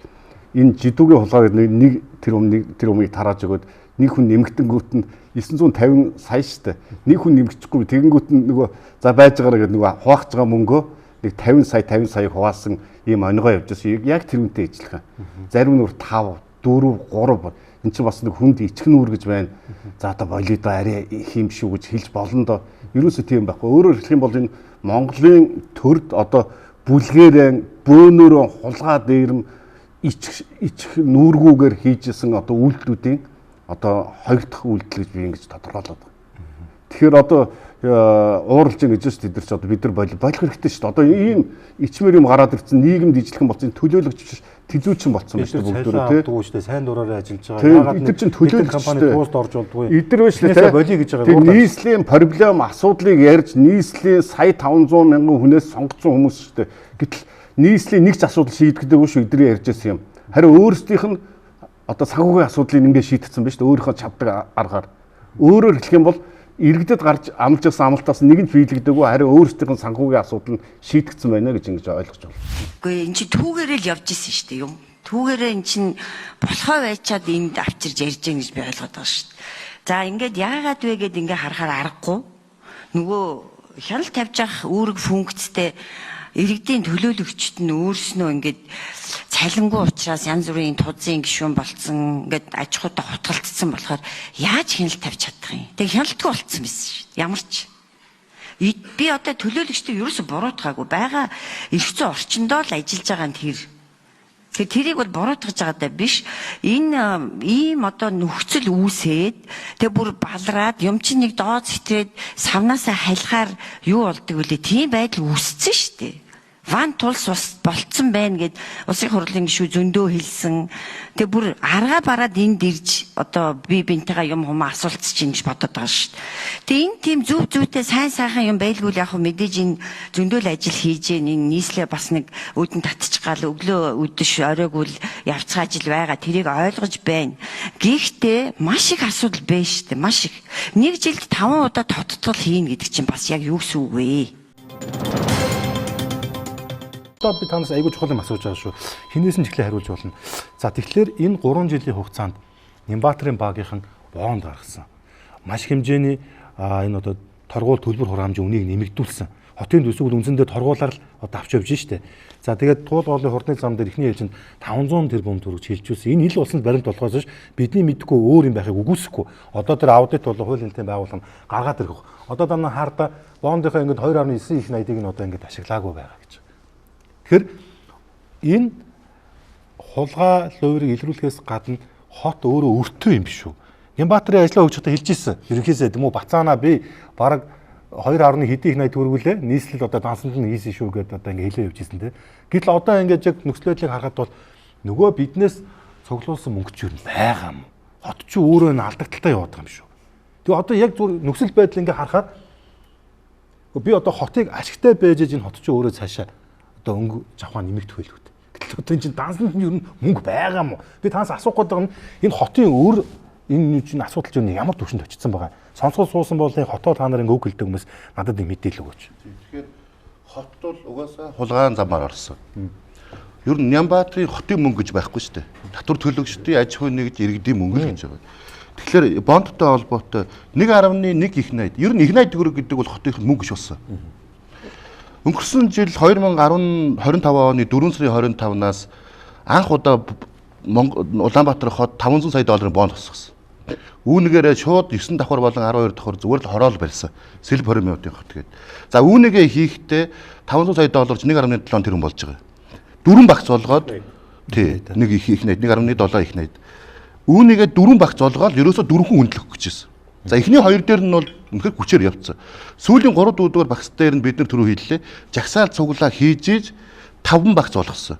Тэгээд одоо Монгол аж ахуйн нэгжүүд адилж байгаа юм. Энэ нэг зүйл байгаа. Төр үнд тогтоож байгаа. Сэлб 20 минутын хотын удирдлагууд нодон нийслэлийнхэн юу гэж хэлсэн бэ гэдэг тэгэхээр бид нар 3.5 саяас ньютер квадратыг нэмэхгүй гэж ярьсан. Энэ дотор байна. Бүр энэс буулгаж болно. Одоо 4.8-аас эхэлж байгаа. Үндсэндээ 6 буудлаас наашаага төр шууд цаашаа 5 саяас доошоо метр квадратны бариг болгож байгаа байхгүй. Энэний үндсэн зорилго юу гэхээр хямд орлогот нийцсэн орон сууц бий болох гэж. Одоо бид нар залуу хүмүүс багш эмчнэр 4 сая 500 5 саяар байранд орох уу? Орохгүй шүү дээ. Энэ иргэдийн гой орон сууцтай болно гэдэг мөрөөдөл дээр нь маш том улс төрийн тоглолт хийсэн. Энэ асуудлыг бол бид нар хүндэж байгаа. Хоёр дахь зүйл нь шийдэл ярихад 3 зүйлийг л бид нар одоо шийдэх хэрэгтэй сонсгол дээр. Нэгт төсвийн тухай хуулиудаа бид нар зайлшгүй шинжилэх хэрэгтэй. Төсвийн тухай хуулиудаа.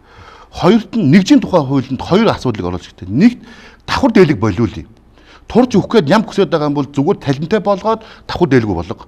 Хоёрт нь хот бол иргэдээс бүрддэг, хот бол бизнесээ орчин буюу аж ахуйн нэгжүүдээс бүрддэг учраас хотын даргаыг иргэд сонгодог бай. Өнөөдөр Япон, Нью-Йорк хот тэр чигээр хотын даргаыг сонгож байна. Гурав дахь зүйл юу вэ гэдэг тэгэхээр энэ нийтийн сонсголын тухай хуулийн 9-3 зааж байгаа төсвийн хяналтын сонсгол бүр улам тодорхой болгох төсвийн хуулинд оруулж байгаа. Жил болгон хийдэг хяналтыг тавьдаг. Дөрөв дэх гол зүйл юу вэ гэдэг тэгэхээр энэ хариуцлагын механизм. Одоо улсын хурлын тухай хуулийн 21-30 дээр уг нь энэ сонсголд ирсэн мэдээллүүд худлаа байвал сонсголд хариулж байгаа хүмүүс худлаа байвал хариуцлага тооцно гэдэг хуулийг 25 оны 7 сард баталсан хэрэгжихгүй байгаа. Тэгэхээр энэ хариуцлагын механизмыг хуулинд хийж өгж энэ тогтолцооны болоод эрх зүйн шинжилгээг хийж өгөхгүй бол энэ дураараа айшлалд бол байсаар байх юм байна. Тэгэхээр сайн энэний төгсгөлд нэг зүйл хэлэхэд улсын хурлын депарламент захим систем гэж байгаа. Миний би өөрөө улсын хурл тогтоож санал хэлсэн. Энэ 19 он үндсэн хуулийн нэмэлт өөрчлөлтөд холбоотойгоор гарсан хууль. Өнөөдөр улс орны хэмжээнд 18-аас 95 насны 1 сая 700 мянган хүн хэрэгжилж байна. Нийслэл хотын 1 сая хүн хэрэгжилж байгаа. Одоо жишээ нь иргэн төр тогтдог гэдэг хүн хотын даргаыг сонгоё гэдэг санал гаргаад улсын их хурл дээр 8 мянган иргэн дэмжиж байгаа. 8 мянган иргэний 7 мянган иргэн Улаанбаатар иргэн байгаа. Одоо жишээ нь иргэн Батлууд Лутбаяр гэдэг хүн яг энэ төсвийн сонсголын асуудлаа сонсгол хийгээ яг жилийн өмнө депарламентээр гаргасан 13 мянган иргэн дэмжсэн 9 мянган Улаанбаатар хотын иргэн байгаа.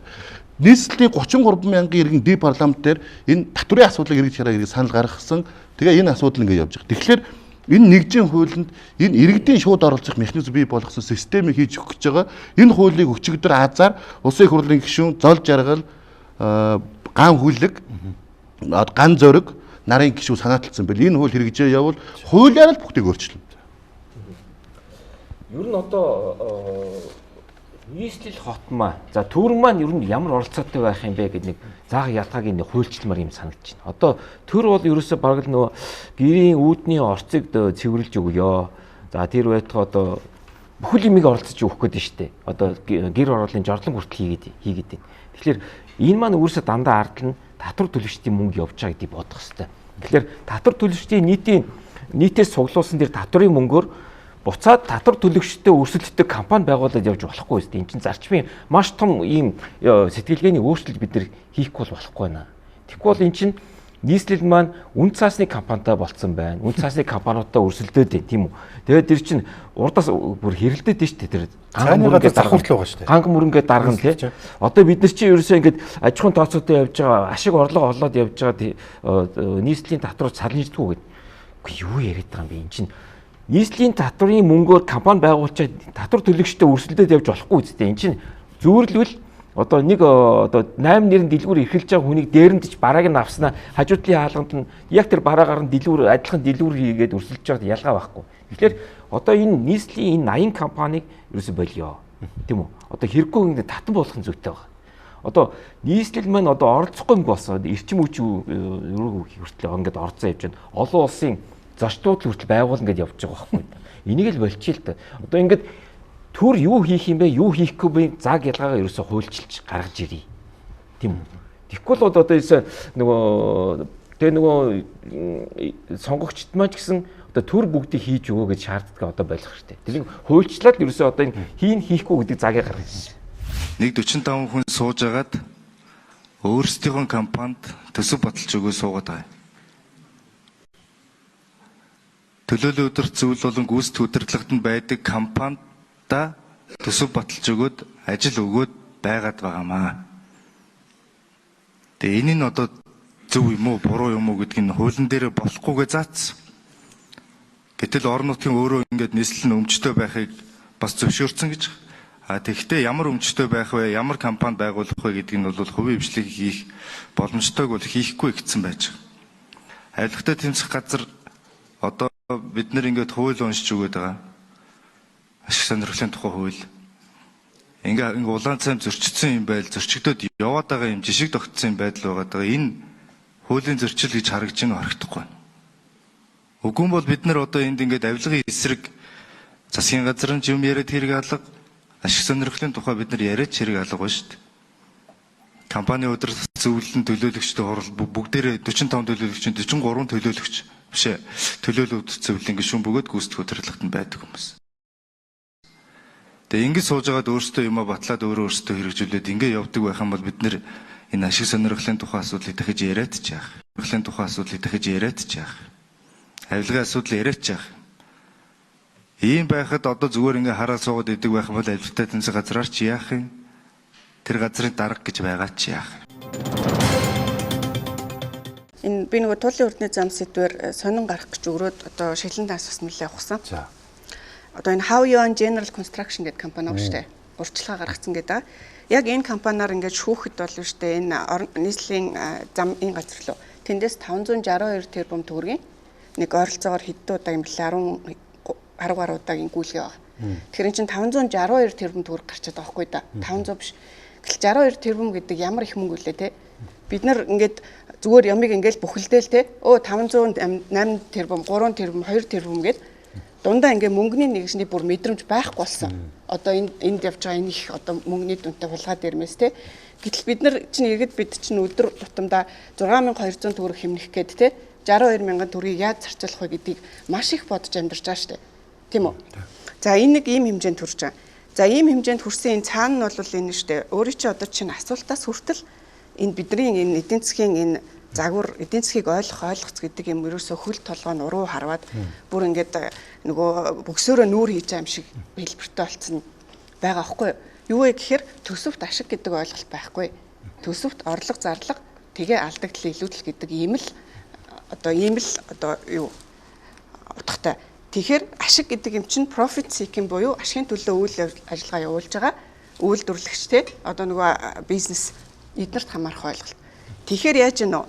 Одоо энэ 2023-аас 24 оны хооронд дөнгөж мэр болонгуудаа 2-3 удаагийн үйлдэл яасан байдаг вэ гэхээр нийслэл татвараас бүрдэх орлогыг 230 тэрбум төгрөгөөс 920 болгож 300 шахам хувиар шууд нэмсэн байдаг.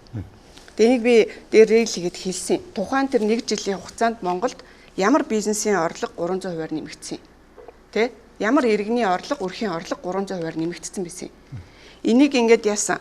Ерөөсөө нөгөө нэг түрүү хэлсэн сөрөг хүчний хяналтгүй нэг намаас шахав бүрдсэн нийтгэхэр 300% нэмж хайчаад тэгээд нөгөөдхөө ингээд одоо татварын илүүдэл гэдэг одоо түрүүний төсвийн илүүдэл гэдэг үг шүү дээ.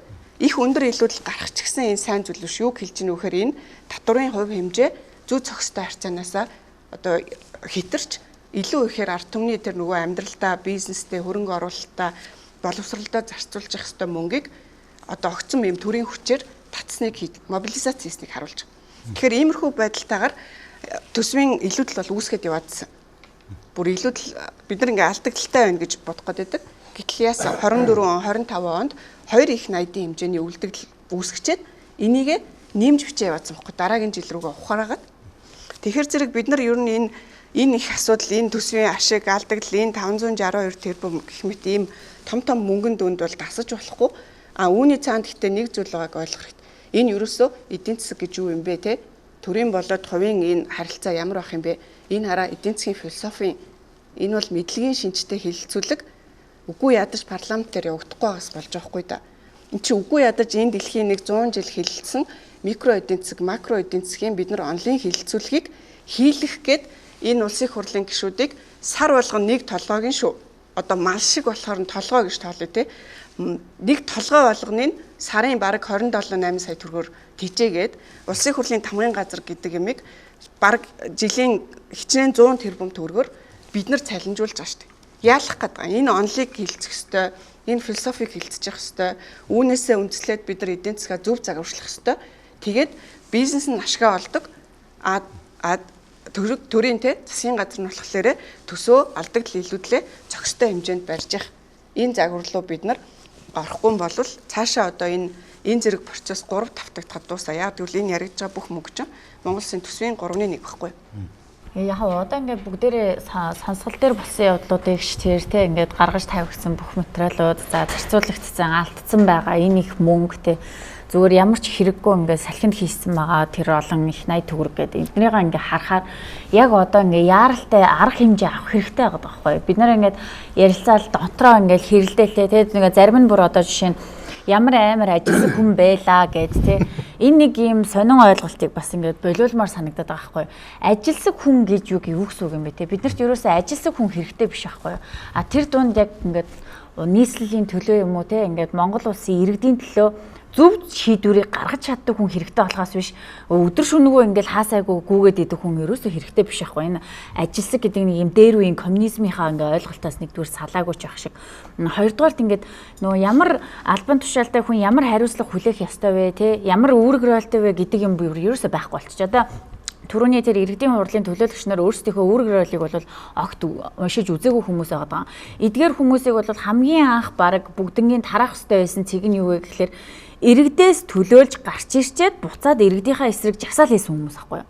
Энэ жагсаалынх нь нөгөө чат группны ингээд скриншотууд иргэд хараагаад сошиалаар явж ирсэн шүү дээ тий. Тэгэнгүүт одоо тэр түрүүний энэ иргэдийн хуралд байгаа бүх дарга нарын нэр тэр жагсаалын групп дотор байгаад тэр Нямбатрын өөрөө очиод лайв хийгээд идэг жагсаалыг зохион байгуулахад энэ түрүүний Б ануужин тэр төмөр химлээ тэр нөгөө Эрдэнэ жаргалан маргалан эдгээр чинь ингээ бүгдээрээ тэр группийн гишүүдийн нэрсэн дотор ингээ байгаад за хідэн цагаас юмагаас ингээ хүмүүс ингээ цуглуулад тий ингээ явж исэн хүмүүс буцаагаад иргэдийнхээ эсрэг бид нар ингээд жагсаал хийнэ гэдэг чинь тэр хүмүүс ерөөсөө өөрсдийнхөө үүрэг роолыг ойлгоогүй хаанагаа юу хийж яваагаа мэдэхгүй байгаа. Тэгэнгүүт ийм юм бол зүгээр тараачих хэрэгтэй байсан газар. Угаасаа бүр аль дээр үүсэх хэрэгтэй тараах хэрэгтэй байсан. Гэх мэтчлээ одоо ингээд Монгол улсад ер нь тэр чигээрээ хэн хаана юу хийж явж байгаагаа мэдж байгаа газар ерөөсөө байхгүй болсон. Мөнгө харахаар 24 25 онд зөвхөн нийслэлийн засаг даргын тамгын газрын зарцуулсан дүн нь 1.4 тэрбум орчим төгрөг байгаа буюу нөгөө 750 чинь 2 үржигтэй тэгтээ 1.5 руу төгсөж байна. Шилэн даасан дээр ороогүй тийм энэ мэдээлэл. Шилэн даасан дээр энэ мэдээлэл ороогүй. За дээрэс нь яг хөө төсвийн гүйцэтгэл аудитын дүгнэлт зэргийг бол харж болно.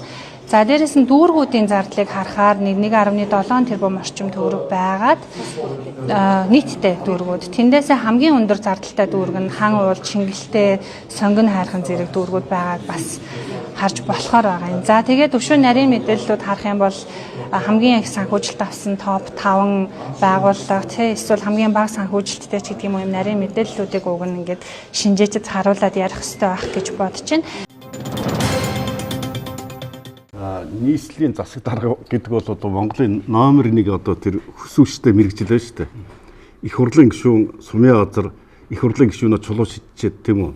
Ард түмнийхээ төлөө би их хурлын гишүүн болно гэж хууль тогтоож надаас өөр мундаг хүн байхгүй гэж явж байгаад нийслэлийн дарга болно гэсэн зүгээр шууд аваа шидчихлээ шүү дээ. Тэргийн шиг Нямбатрын аса хууль зүйн сайд байсан. Их хурлын гиш бүгднийг хайж байгаа шүү дээ. Тэгээд яагаад энэ их өндөр албан тушаалаас эдгээр ингээд татгалзаад энэ нийслэлийн дарга болох гээд байдаг юм бэ гэдэг нууцыг бид нар одоо сая харлаа шүү дээ. Гэхдээ энэ бол нууцсаад ах явах те энэ ард түмний нуруунд дээр асар их ийм ачаал авчирч өгсөн.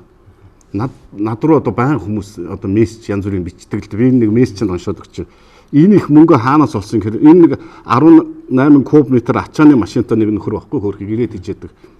За тэгсэн 22 онд тээврийн хэрэгслийн 90 мянган төгрөг зам ашиглалтын 45 мянга за юуны 3500 гинэ ингээд нийт 138,500 төгрөг би төлж байсан юм а. Тэгсэн 26 онд тээврийн хэрэгслийнх нь 300 мянга, зам ашиглалтынх нь 350, 669 мянга. Өөрөөр хэлэх юм бол 3-8 дахин нэмчлээ шүү дээ.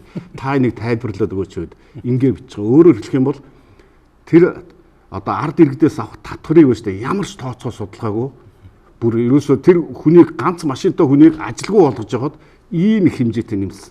Энэ дээр нэмээд сүүлийн үе та нар анзаарч байгаа үстэй. Энэ нөгөө нэг үл хөдлөх хөрөнгөд нэг гараашаа бүртгүүлсэн хүмүүс төр 400-500 мянган төгрөг нэгж гин гэдэг ингээд над руу бичээд байгаа байхгүй. Энд ч одоо юу болж байна? Өөрөөр хэлэх юм бол эн чинь Монгол улс гэдэг чинь нэг улс шиг ухаантай юм бол төрийн бодлоготой байх хэрэгтэй. Дундаж давхрахтай байх хэрэгтэй. Дундаж давхрыг бидний чинь татврын зөв зүйтэй хуулиараа зохицуулах ёстой болохоос биш ингэж одоо хүнийг ажилгүй болгоод ганц машинтай хүнийг тийм үү?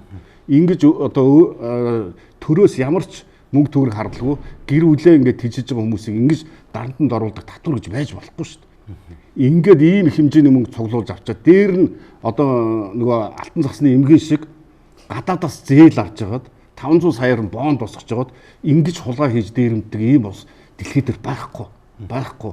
Үнэхээр харамсалтай байна бид нар. Тэгээд одоо тэр төлөөлөгч нарын нь ярьж байгаа үгийг одоо нэр харахаас дургу хүрж байгаа шүү дээ.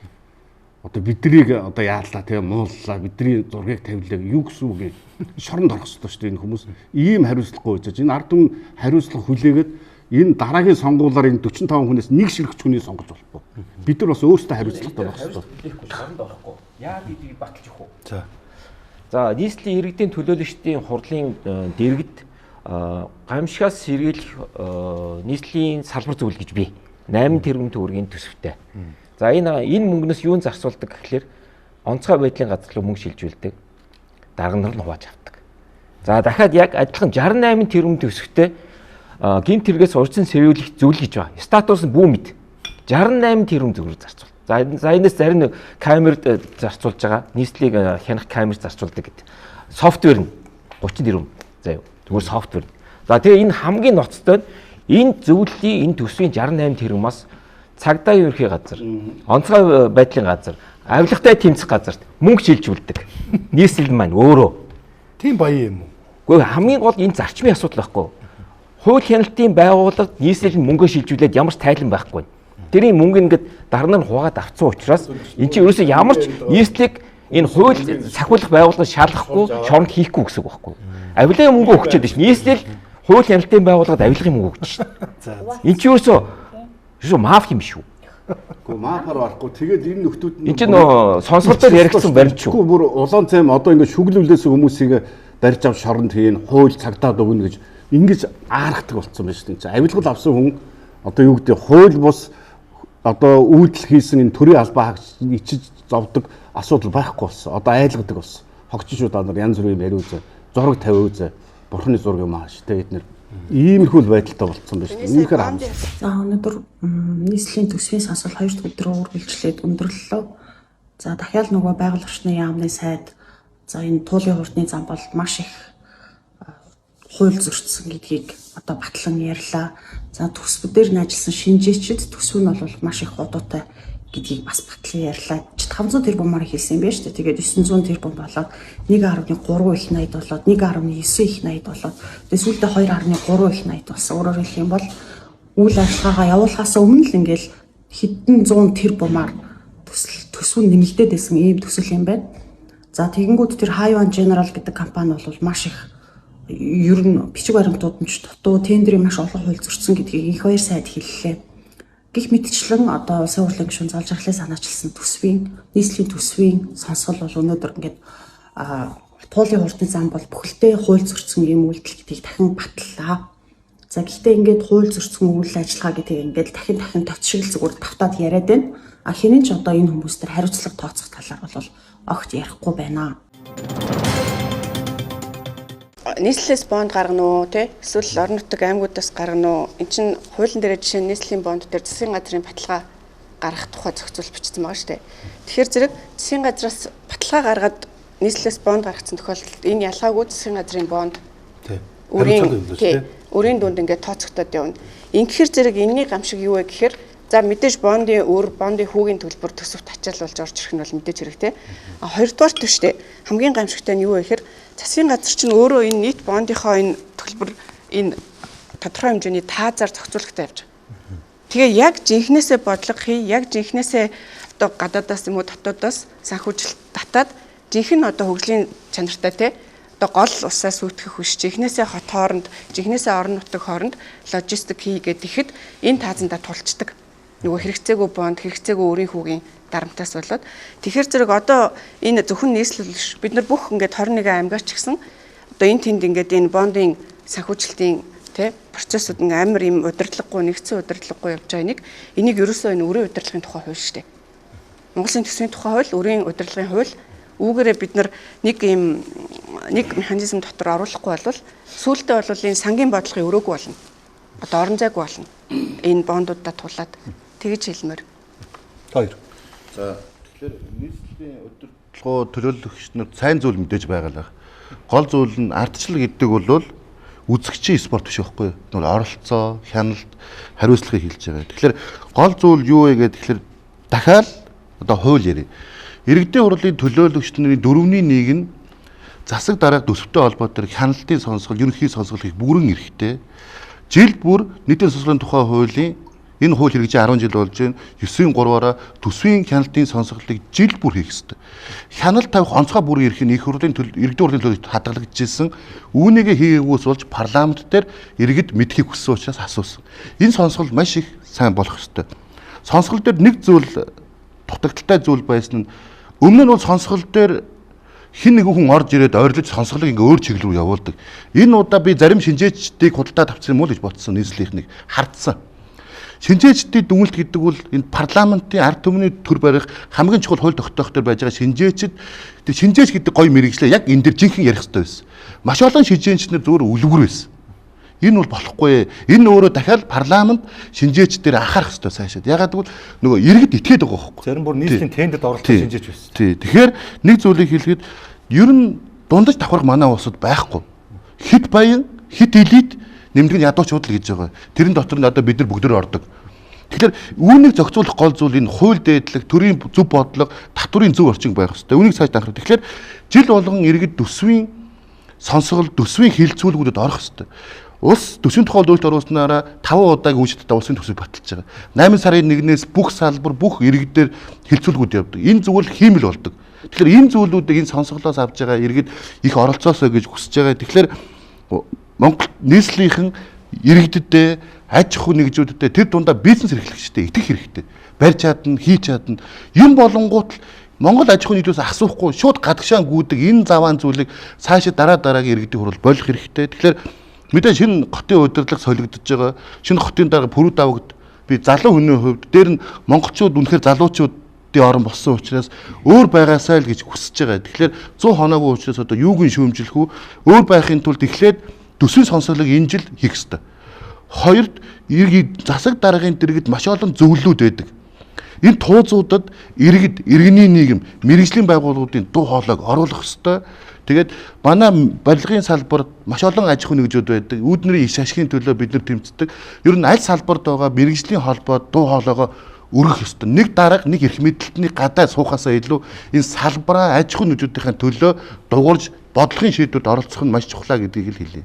Нямбатар гэдэг хүн болон түүний одоо энэ иргэдийн хурлын төлөөлөгч нарын баг гарснаас хойшоогоо сүүлийн 2 жилийн хугацаанд бидний амьдралд яг ямар өөрчлөлт гарсан бэ гэд хараад үзье л да. Тэгэнгүүт би одоо жишээ нь өнгөрсөн жил яг 25 оны 6 сард бол талбай тойроод өдрийн хоолнд ороход 15,000 төгрөгөөр хоол авч иддэг гэсэн байхгүй юу? Та нар бүгдээрээ ингэ санаад үзээрэй. 15,000 төгрөгийн ланч сет байдаг гэсэн. Одоо 15,000 төгрөг биш 25,000-аас хамгийн хямдхан нь эхэлж байгаа. 35,000, 45,000-аар ингээ хоолнууд, ресторанууд ингээ хоолтой болсон ба шүү дээ, тий. Тэгээ энэ дээр ингээд яагаад үнэн нэмэгдсэн бэ гэх тэгэнгүүт нэгдүгээр татварууд нь бүгд нэмэгдсэн, тий. Үйлчилгээний зардлууд нь бүгд нэмэгдсэн. Түрээсийнхэн төлбөр нь нэмэгдсэн. Тэгээ дээрэс нь нийслэлийн татвар гэж зүйл шууд нэмэгдсэн байхгүй юу?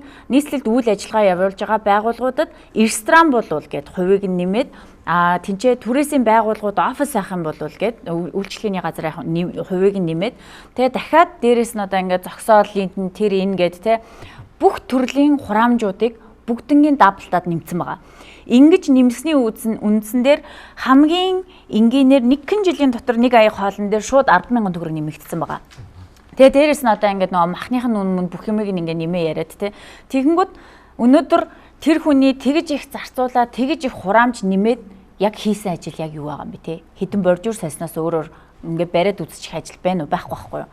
Тэгээ энийг ингээд бид нар ерөөсөө олж харахгүй яаж энэ нөгөө энэ их хэмжээний хідэн их найд гэ яриад ангууд тэн дээр ингээд зөвхөн те нийслэлийн төсөв дээр л хідэн их найд амар гой фантастик юм хийх гээд байна гэж бодоод идэг. Гэтэл өнөөдрийн өдөр тутмын ая хоолны чинь мөнгөн дээр ингэж нэмэгддэг байна гэдгийг маш сайн ойлгож явахгүй бол яг энэ хэмжээгээр бид нар өөрсдөө иргэдэн хинч байсан хамаагүй энэ төсөвтөө хяналт тавьж явахгүй бол дараа жил гэхэд дахиад 10,000-аар нэмэгдээд одоо тун удахгүй 100,000-аар хоол идэхээс өөр сонголтгүй болох тийм юм уу те? Улаанбаатар хотод 2024 оноос хойш зарлагдсан тендерүүдэд ер нь бол хамгийн бага одоо давхарт шалгарч байгаа компани нь 2 удаа шалгарч байгаа, түүнээс дээш удаа шалгарч байгаа компаниуд 56% гэж. Тэгээ энэчнээс манай нийслэлийн төлөөлөгч нар бүгдээрээ нэг аж ахуй нэгжүүд, нийслэлийн өмчт аж ахуй нэгжүүд энэ 43 аж ахуй нэгж байна гэдэг энэ сая шинжээчийн дүгнэлтэн дээр гарчлаа. Манай бүлгийн уралд давхардаад явж байгаа сая бүлгийн урал дээр Инко 2 сайтын танилцуулж байгаагаар нийслэлд 113 аж ахуй нэгж байна гэдэг бас танилцуулгыг давхар хийлээ. Гээд харахаар нийслэлийн төлөөлөгч нар бүгдээрээ ямар нэгэн байдлаар тендер авж байгаа аж ахуй нэгжүүдэд нөлөөлдөг юм уу? Бүгдээр ингээс нь давхарцсан тоогоор ажил авдаг юм байна. За тэгээ бүгдээрэнд нь ямар нэгэн байдлаар удирдах албан тушаал хашдаг юм байна. Тэгэхээр энэ ч бол одоо нийслэл дээр мега хулгай нүүрсэн байна гэдгийг бол бид нэр дүгнж болохоор гомаа. Өмнө нь 2024 онд төсвийн байнгын орооны хурал дээр орж ирээд авто замын татварыг нэмэхдээ 2 хүнээс санал авж агаад авто замын татвар хураамжийг нэмцэн гэд улсын хурлын гишүүдийг бараг загнаа сууж исэн нөхдүүд одоо төрүүчээсээ авилгатай тэмцэх газар шалгагдаад 461-т хоригдсон сууж байгаа. Тэгэхээр би энэ шинэ хотын даргыг одоогийн байгаа энэ хотын нөхцөл байдлыг бол шууд өнөө маргааш хүнийг адлага оруулсан юм шиг өөрчлөн гэж бол итгэхгүй байна.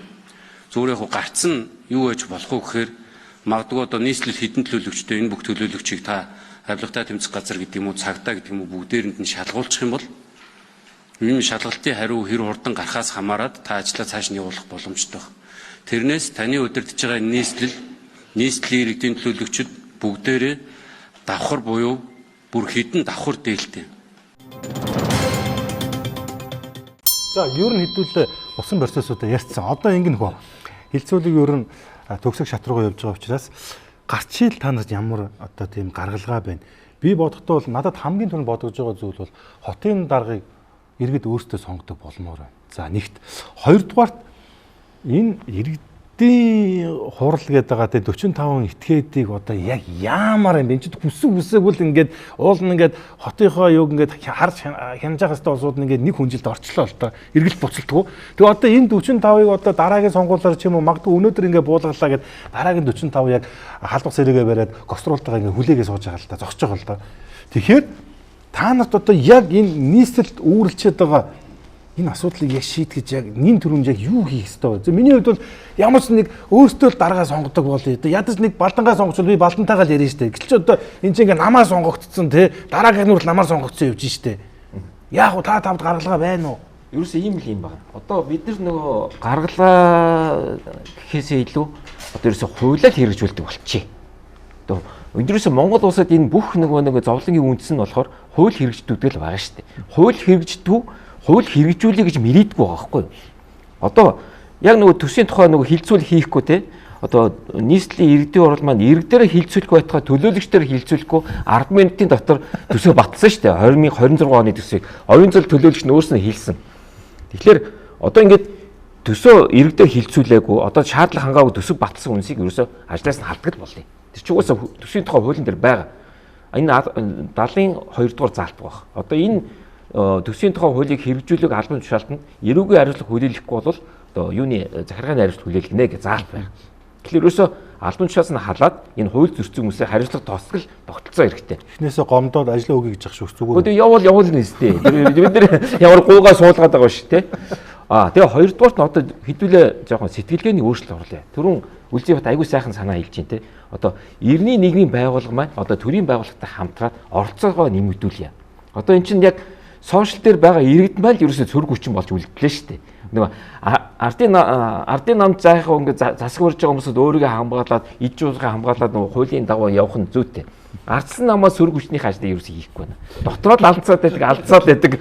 Намын даргын юм бол хийгээд дотроо нөгөө бие биенээ ингээд гэтэл яг ингээд энэ идэж ууж байгаа юм чинь жинхэнэ нөгөө сөрөг хүчний хүмүүс нь дэлгэж уудлаад одоо хэвлэлийн хурал хийгээд эсвэл талбай дээр тэмцээд байх хэрэгтэй хүмүүс маань одоо ажлаа хийхгүй болчихсон. Асуултанд орсон биз дээ. Сая одоо ийм аимшиг асуудал харж байгаа.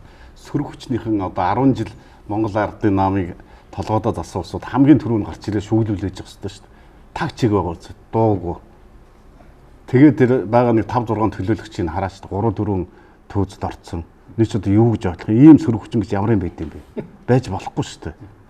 Энэ маш олон хүн надаас бас асууж байгаа. Танаа энэ ардсан намын юмнууд чинь одоо юу юм бэ? Хаашаа юм бэ гэд. Энэ бол яг хуу зөвхөн сонсголтой холбоотой биш. Бөөр өмнөх одоо сонгуулийн өмнөөс л яриад эхэлжсэн. Танаа тэр хүмүүс нь тэгсэн байна, ингэсэн байна. Хов живэнд байнга ирдэг шүү дээ энэ хүмүүс. Нэг нөгөө хэлэхэд энэ нийслэлээр байж байгаа ардсан намын сөрөг хүчин бол сөрөг хүчин биш. Биш заа юу. За дээр нь одоо энэ ардсан намын дарга шинээр нэр нөхөр сонгож боллоо. Хаана явж байгаа нь бүү мэд. Үнэхээр нэг нөгөө ингэж байна шүү дээ. Ийм том асуудал гарч байгаа чинь ингэж ийм байдлаар хандна гэдэг болов шүү дээ. Хэрвээ 28 онд ардсан нам гарч ирэх юм бол энэ замбраагүй байдал үргэлжлэнэ гэсэн үг шүү. Тийм учраас энийг одоо эхнээс одоо бид нар хэлж шүүмдэлж явах хэрэгтэй. За мэдээж олон асуудлууд байна. Нэгхэн одоо даргыг солиод юм уу? Эсвэл юу гэдэг хуулиа бид нар нэг тодорхой хэмжээнд мөрдөг боллоо гэдэг энэ асуудал шийдэгдэхгүй. Энэ чинь бүр том цогц асуудал шүү дээ. Энэ бол 30 жилийн хугацаанд энэ Монголын төр ямар замбраагүй явж ирснийг л одоо үр шим зүгээр энэ дээр галзуурсан л одоо энэ хэн байхгүй Нямбатар байхгүй. Өнөөдөр Монголын төр биш үү тийм үү? Жилд 3 их 80-ыг гадаад үр зээлийг төлж байгаа. 3 их 80 гэдэг бол асар их тоо. Өнөөдөр бидний яриад байгаа тэр хурдны замыг зүгээр 1 жил барих мөнгийг бид нэр зөвхөн хүүндээ өгч байгаа шүү. Хүүндээ 1.2 их 80 зээлэндээ 2 их 80. Өөрөөр хэлэх юм бол энэ зөвхөн нийслэл биш. Энэ Монголын төрд байгаа энэ Монголын төрийн бодлогыг удирдах явж байгаа хүмүүсүүд бол маш замбраагүй байгаагийн үр нөлөө нь нийслэлээр ингэж гоожиж гарч ирж байгаа гэж би гэж харж байгаа. За залуусаа альва гарц гаргалгаа шийдэл.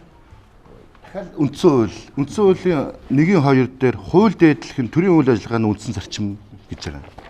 Нийтийн улсын их хурлын хян шалгалтын тухай хууль дээр ерөөсөө хян шалгалт бол иргэний мэд эрхийг хангана. Иргэд хүсэж штэ. Тэгээд ард түмний нийтлэг ашиг сонирхлыг дээдлэх зарчим гэж ард түмний төлөөлөл болохын хувьд улсын их хурл хян шалгалт хэрэгжүүлэхдээ зөвхөн ард түмний нийтлэг ашиг сонирхлыг дээдлэн хамгаалахыг хэлнэ. Буюу парламент гагцхүү хууль тогтооно. Батлсан хууль дээр парламент хяналт тавих онцгой бүр хэрэгтэй. Тэр парламентыг иргэд төлөөлөл тавьсан. Иргэд мэдэх хэрэгтэй. Тэгэхээр энэ хангагдж байгаа зүйл дээр болж байгаа нь маш сайн зүйл. Иргэдийн хурлын төлөөлөгчид нар өөрсдийнх нь барьдаг ганц хууль байна л да. Монгол Улсын засаг захиргааны нутаг дэвсгэрийн нэгж түүний удирдлагын тухай хуулийн 1-1 дээр байгаа. Монгол улс төрийн байгууламжийн хувьд нэгдмэл байх зарчмыг хангах. Иргэд орон нутгийн үйл хэрэгт шууд болон сонгож байгуулсан төлөөллийн байгууллагаараа оролцсон гэж байгаа. Өнөөдөр хүртэл 8 жил нийслэлдэр иргэдийн оролцох, мэдээлэл авах хэрэг үнэхээр хаагдсан. Тэгэхээр энэ зүйлүүдийг ярьж байгаа сайл манай улс хөгжинэ гэдэгт би бол итгэдэг. Ягаад гэвэл хүн амын 70% залуучууд өөр гэсэн үг. Өөр хандлага бий болж байгаа гэсэн үг. Монгол Улсын ерөнхий сайд чөлөөлөе гэдэг. Чөлөөлөхийн хамгийн чухал зүйл Ликуян хүртэл хэлсэн шүү дээ, хандлага. Тэгэхээр бид энэ сонсголууд ерөөсөө муу болж гэж бодож болохгүй сайн зүйл. Тэгэхээр гарц 3 зүйл хэлээ. Шүгэл үлээгчийн хуулийг манай 2005 онд Нүүбийн авилгын конвент нэгдээд өнөөдөр хүрт батлаагүй. 22 онд парламентод анх баригдсанаас хойш өнөөдөр хүрт хэлэхтэйг 3 засгийн газар дамжиж байгаа. Энэ шүгэл үлээгчийн хууль байхгүй учраас үлээсэн хүмүүсийг нэг савнд хийгээл жагсагчд, нэг савнд хийгээл хөлснийхэн гэдэг. Тэгэхээр энэ хуулийг парламент яаралтай батлах ёстой.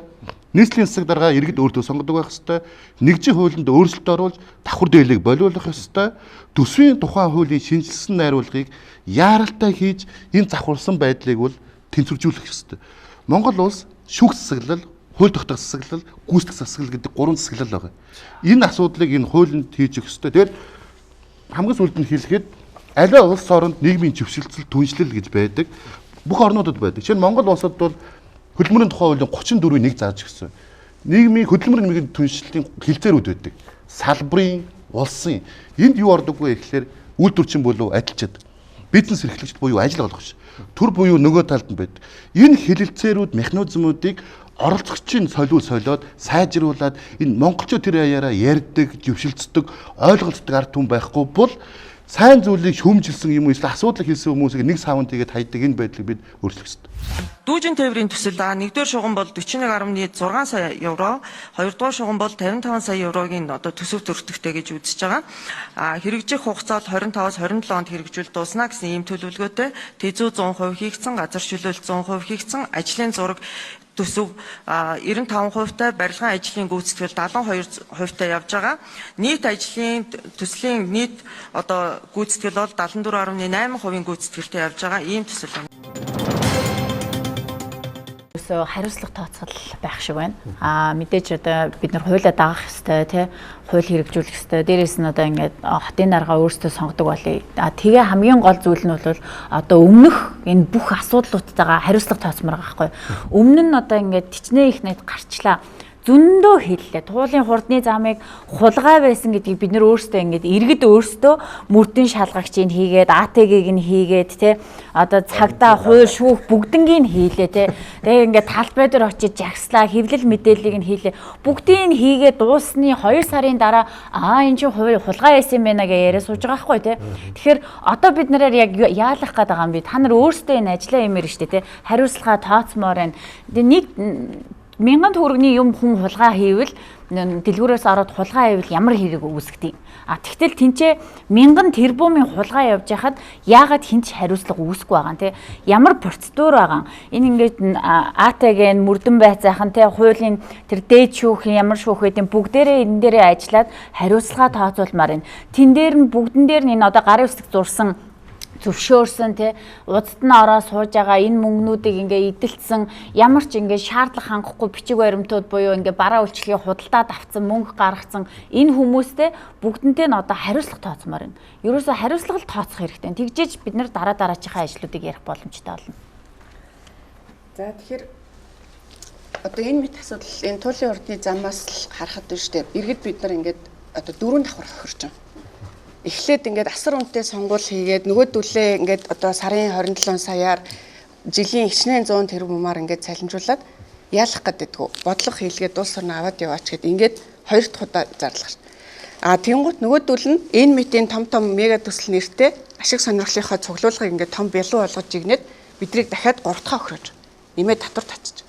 Тэнгуут энэ бүх тарьсан асуудал энэнийх нь араас бид нар яасан амьдралаа алдаад, ажлаа алдаад сая дан үжингээ хэлж байгаагаар баг мөрдөн байцаагч хийгээд те юуных нь ажлыг бид нар давхар дааж аваад ингээд 4 давхар охроо явж байгаа юм бэ гэдэг асуудал. Тэгэхээр зэрэг энэ хизээ зогсох вэ гэж та асууж штэ. Шийдэл нь юу юм бэ?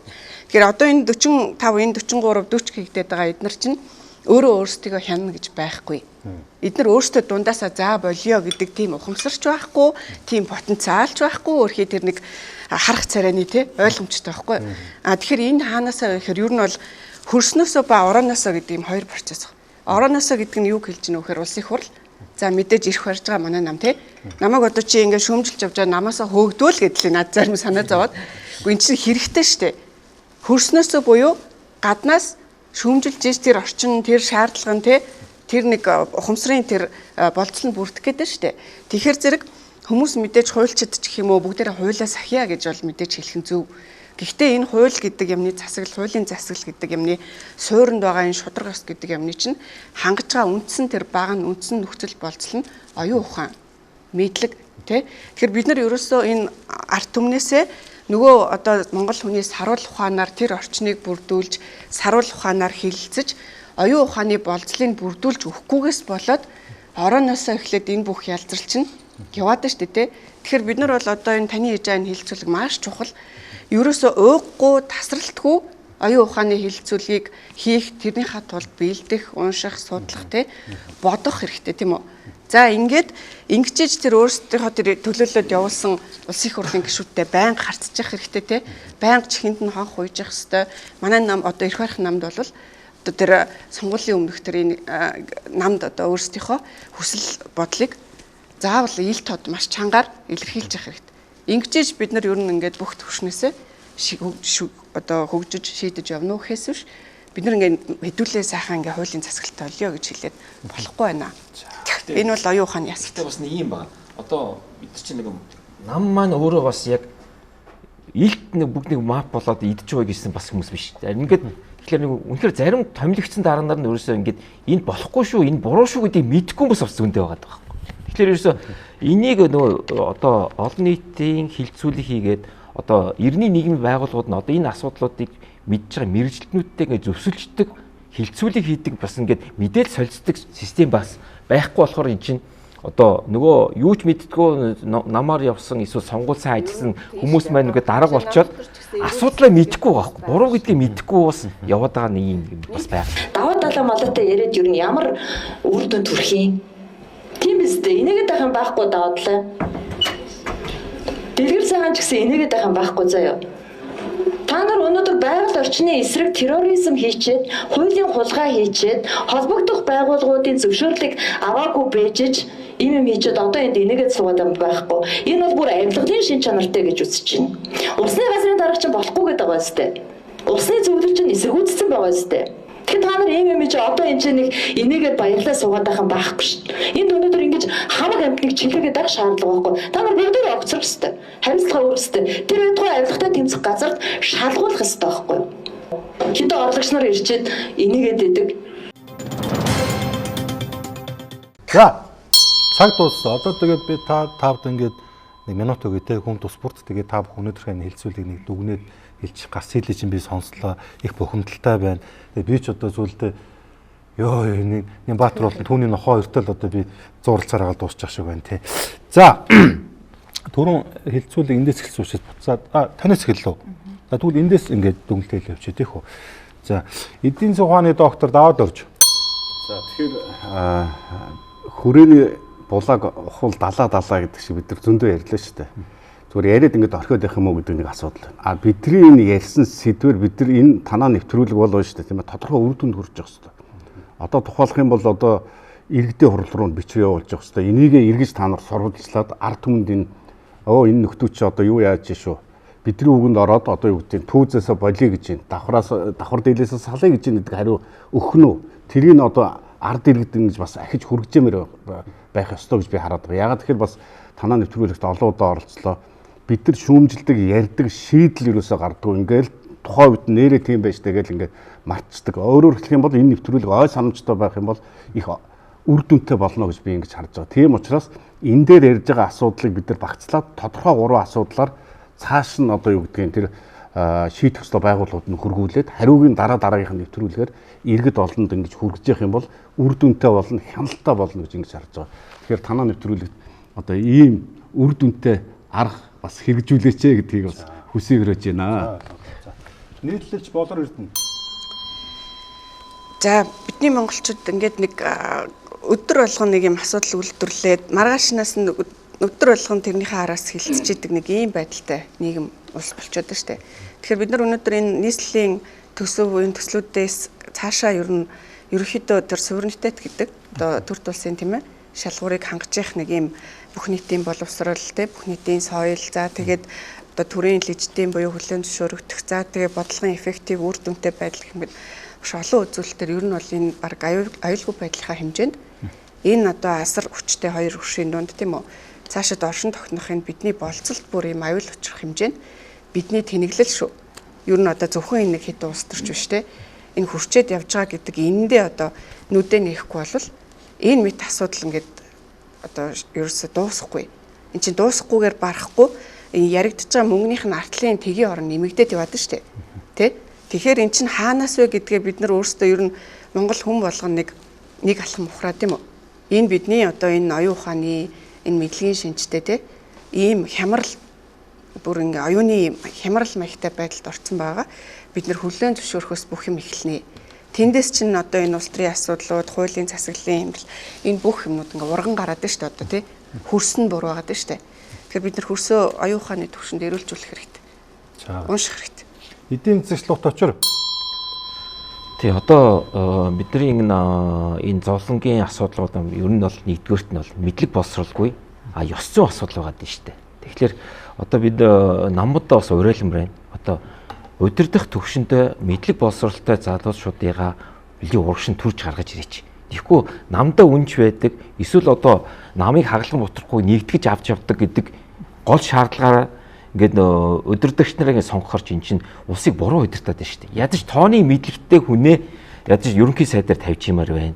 Хотын дарга тавьж юмар байна. Тэрнээс биш одоо ажилсаг гэдэг нусаа татаад носон малгайтай шорон бүжгнэлээд явдаг сайн ажилсаг гэдэг хүнээ шалгуураар дарга тавьмааргүй байна. Одоо бид нар чи бас нэг эрхвч нэг улс орны нэг доктортой аваа явъя гэвэл тий эн чинь нэг эдийн засаг хуулийн мэдлэгтэй ёс зүйтэй хүмүүс хамгийн гол нь одоо ёс зүй маань уг нь бол соёлтой нийгэмд бол ёс зүй асуудлыг бол эртний нийгэм ингээд чиглүүлээд шашнаараа зохицуулаад явдаг. Гэтэл манай шашин маань яг тэр ёс зүй асуудал руу ерөөсөй орохгүй нэг юм хүний асуудлыг шийд мөнгөөр нөгөө юуг нь зам мөрийн застыг нэг авилгын шинжтэй болгоо явуулчихлаа. Тэгэхээр ялчгүй одоо нөгөө жоохонгийн ёс зүй асуудлыг нам дотор ярьдаг болмоор байна. Тий. За. Холбооны гүйцэтгэх захирал Үнзий бат. За тэгэхээр бидний нэг яриа сууж байгаа нь өөрөө сайн зүйл. Гэрэл гээгээ байгаа л гэж итгэж байгаа. Тэгэхээр байгаа.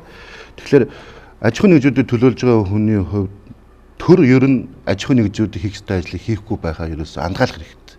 Одоо бол аж ахуйн нэгжүүд дундаж давхрыг төр өөрөө үгүй хийж байна. Тэр цаашаад орон сууц гэдэг бол хүний үндсэн хэрэглээ. Үүнийг нь дайлмжиж төр мөнгө хийж болохгүй. Тэр утгаар төр цаашаад дэд бүтц газрын асуудыг төр шийдээд аж ахуй нэгж хөрөнгө оруулалт бизнесийнхэнд үлдээх хэрэгтэй. Тэгэхээр бидний хувьд бол үндсэндээ гол зүйл юу гэхээр асуудал шийдэх гээд очисон хүмүүс маань бидний асуудал болчлоо. Үүнийг яах вэ гэхээр хуулийн өөрчлөлтөөр иргэдийн дуу хоолойгоор л шийдэн. Тэгэхээр Монгол улсын иргэн мөнгөн гişгийн санаачлагаар 70 мянган нийслэлийн иргэд нийлээд хутааны сонсгол хийсэн. Иргэдийн дуу хоолой нийслэлд орохыг хүсэж байна. Нийслэлээ даваад парламентд бүр ордог болсон байна. Өнөөдөр Монгол улсын 7 иргэний асуудлаар парламент ямар ч байсан асуудлыг хилцэж байна. Нэг хувийн татвар матвар гэх мэтчлэн энэ дуу хоолой иргэд нийслэл орохын тулд бид нар дуурсаар байх хэрэгтэй. Тэгэхээр альва зүйл ярьж хэлэлцэж байгаа нь маш сайн зүйлээ. Тэгээд төгсгөлд нь хэлэхэд таалтан дотор үүний төлөө би өөрөө улсын их хурлд байхдаа эдийн парламент захим систем, парламентын боловсрол хөтөлбөр нэмдэг нь хууль зуршлаг төвүүдийг 5 аймагт байгуулсан. Үндсэндээ бусад оронд хүүхдүүд цэцэрлэгээс нь төсвийн парламентынхаа асуудал ярьж заадаг. Манайд бол ерөөсөө энийг ярьдаггүй том үний асуудал гэдэг үгүй. Энэ бол айл өрхийн хамгийн анх шатны асуудал. Энэ бол ардчлалын үндсэн суурь зарчим. Ярилцахаас хилэлцэхээс бид нэрээс ажиллахгүй ярилцах л ёстой. За. Хотын засаглалын менежер Ану Ужаа. За олзон боломжн дээр би нэг огт дурддаггүй энэ тэнд ерөөсөө ярихдаггүй байгаа. Гэхдээ хамгийн гол асуудлын одоо ард нь байж идэг нэг юмыг дурдъя гэж бодлоо. Тэр нь болохоор юу гэхээр одоо нийслэл дээр ер нь миний мэдхийн 2019 онд гэхэд 900 сая төгрөгийн төсөвтэй байсан байхгүй юу. За одоо бол ингээ хэдийн их 80-ийн төсөвтэй болчлаа шүү дээ. За яг энэ нийслэл шигэ аргаар одоо бусад ингээд аймаг сумдууд эсвэл одоо ингээ улсын хурал засгийн газрын хэмжээнд шиг юм уу энэ төслүүд янз бүрийн ингээд ажлууд хийгддэг. Маш их өндөр үнэтэй ч байдаг, бага үнийн дүнтэй ч байдаг. Яг тэрний артаа талд нь нэг том асуудал өгдөө. Эдгээр ажлууд хэрэгтэй юу хэрэггүй юу гэдэг юм ерөөсөө хинч ярьдаггүй. Маш их хэрэггүй ажлууд хийгдээд маш их хэрэггүй мөнгнүүд зарлагдаад тэр нь одоо бид нар бас жинхнээсээ ухаад тооцоод үзэх юм бол хэдий их найдахаар зөвхөн одоо миний мэдж байгаагаар гэхэд би ингээм хамгийн энгийн жишээ ярих юм бол ухаалаг тээврийн систем гэдэг төслийг Улаанбаатар хотод нийслэлээр хэдэн тэрбумаар илээ хэрэгжүүлсэн байдаг. Тэгэнгүүт тэр төсөл нь одоо зүгээр л ер нь бол ийм торгуулийн камер болсон байгаа. Ухаалаг тээврийн систем гэдэг төсөл бол манахаас өөр оронд шал ондоо зүйлээд байгаа байхгүй. Бүх гэрлэн тохионы зохицуултыг хийдэг. Одоо жишээний газар автомашины осол гарах юм бол дараа чинь тэр автомашины осол гарсан зам руу хөдөлгөөнийг оруулахгүй байхаар нөгөө ухаалаг систем нь өөрөө ажиллаад гэрлэн тохиогоо зохицуулдаг гэх мэтчлэн айгүй олон зохицуулттай бүтэн систем байдаг. Тэрийг хэдэн тэрбумаар хийснээр зүгээр л камер тавьсан байгаа. Сая сонсгол дээр яригдлаа RFID гэдэг зүйл яг намайг байхад тэр RFID-ний төслийг хийх гэжсэн. Нэг шон 800 саяар хийгдэн хажуугаар өнгөрч байгаа машин болгоныг бүртгэдэг байна гэд би асууж ирсэн байхгүй. Камер байхад камераараа та нар дугаарыг хараад ингээ машинуудаа бүртгэж болж яхад яагаад дахиад хэдэн тэрбумаар шон авиж тавих гээд байгаа юм бэ те. яагаад ийм утгагүй юм хийх гээд байгаа юм бэ гэхэд үгүй эн чинь амар хэрэгтэй гэж хэрэлдэж яагаад намайг гарсны дараа тэрийг хийцэн байгаа даа байхгүй тий. Тэгээ одоо тэр шонтой тэр хідэн тэр бумын төсөл нь хэрэггүй болсон гэх мэтчлэн. Яг энэ байдлаар юу гэж хэлэх гээд байна гэхэлэр Монгол улсад ерөөсөө энэ мэдлэгтэй, туршлагатай мэрэгжлийн байх юм меритокраси гэдэг юм байхгүй болсон. Мэрэгжлийн хүн мэрэгжлийн албан тушаал дээр огт байхаа болцсон. Тэгээ яг ингээд ганцхан одоо барыг мэдгүй эрүүл мэндийн салбар нь ямар гэдэг юм мэдгүй шүү дээ тий. Гэхдээ ингээд барилга, зам одоо ингээд бүх юутай хоттой холбоотой салбарууд дээр мэрэгжлийн хүмүүс энэ шийдвэрүүдийг огт гаргахгүй байна. Зүгээр улс төрчнөр байгаад байна. Тэд нар нь өөрсдөө ямар ч мэрэгчлэхгүй хар багасаа одоо ингээд улс төр дагаа явцсан тий. Зүгээр нэг юм төрийн бус байгууллага юм уу хамт олонны мэдлэгтэй хүмүүс байгаад байна. Тэгэхээр энийг одоо өөрчлөх цаг болсон л гэж хэлээ да.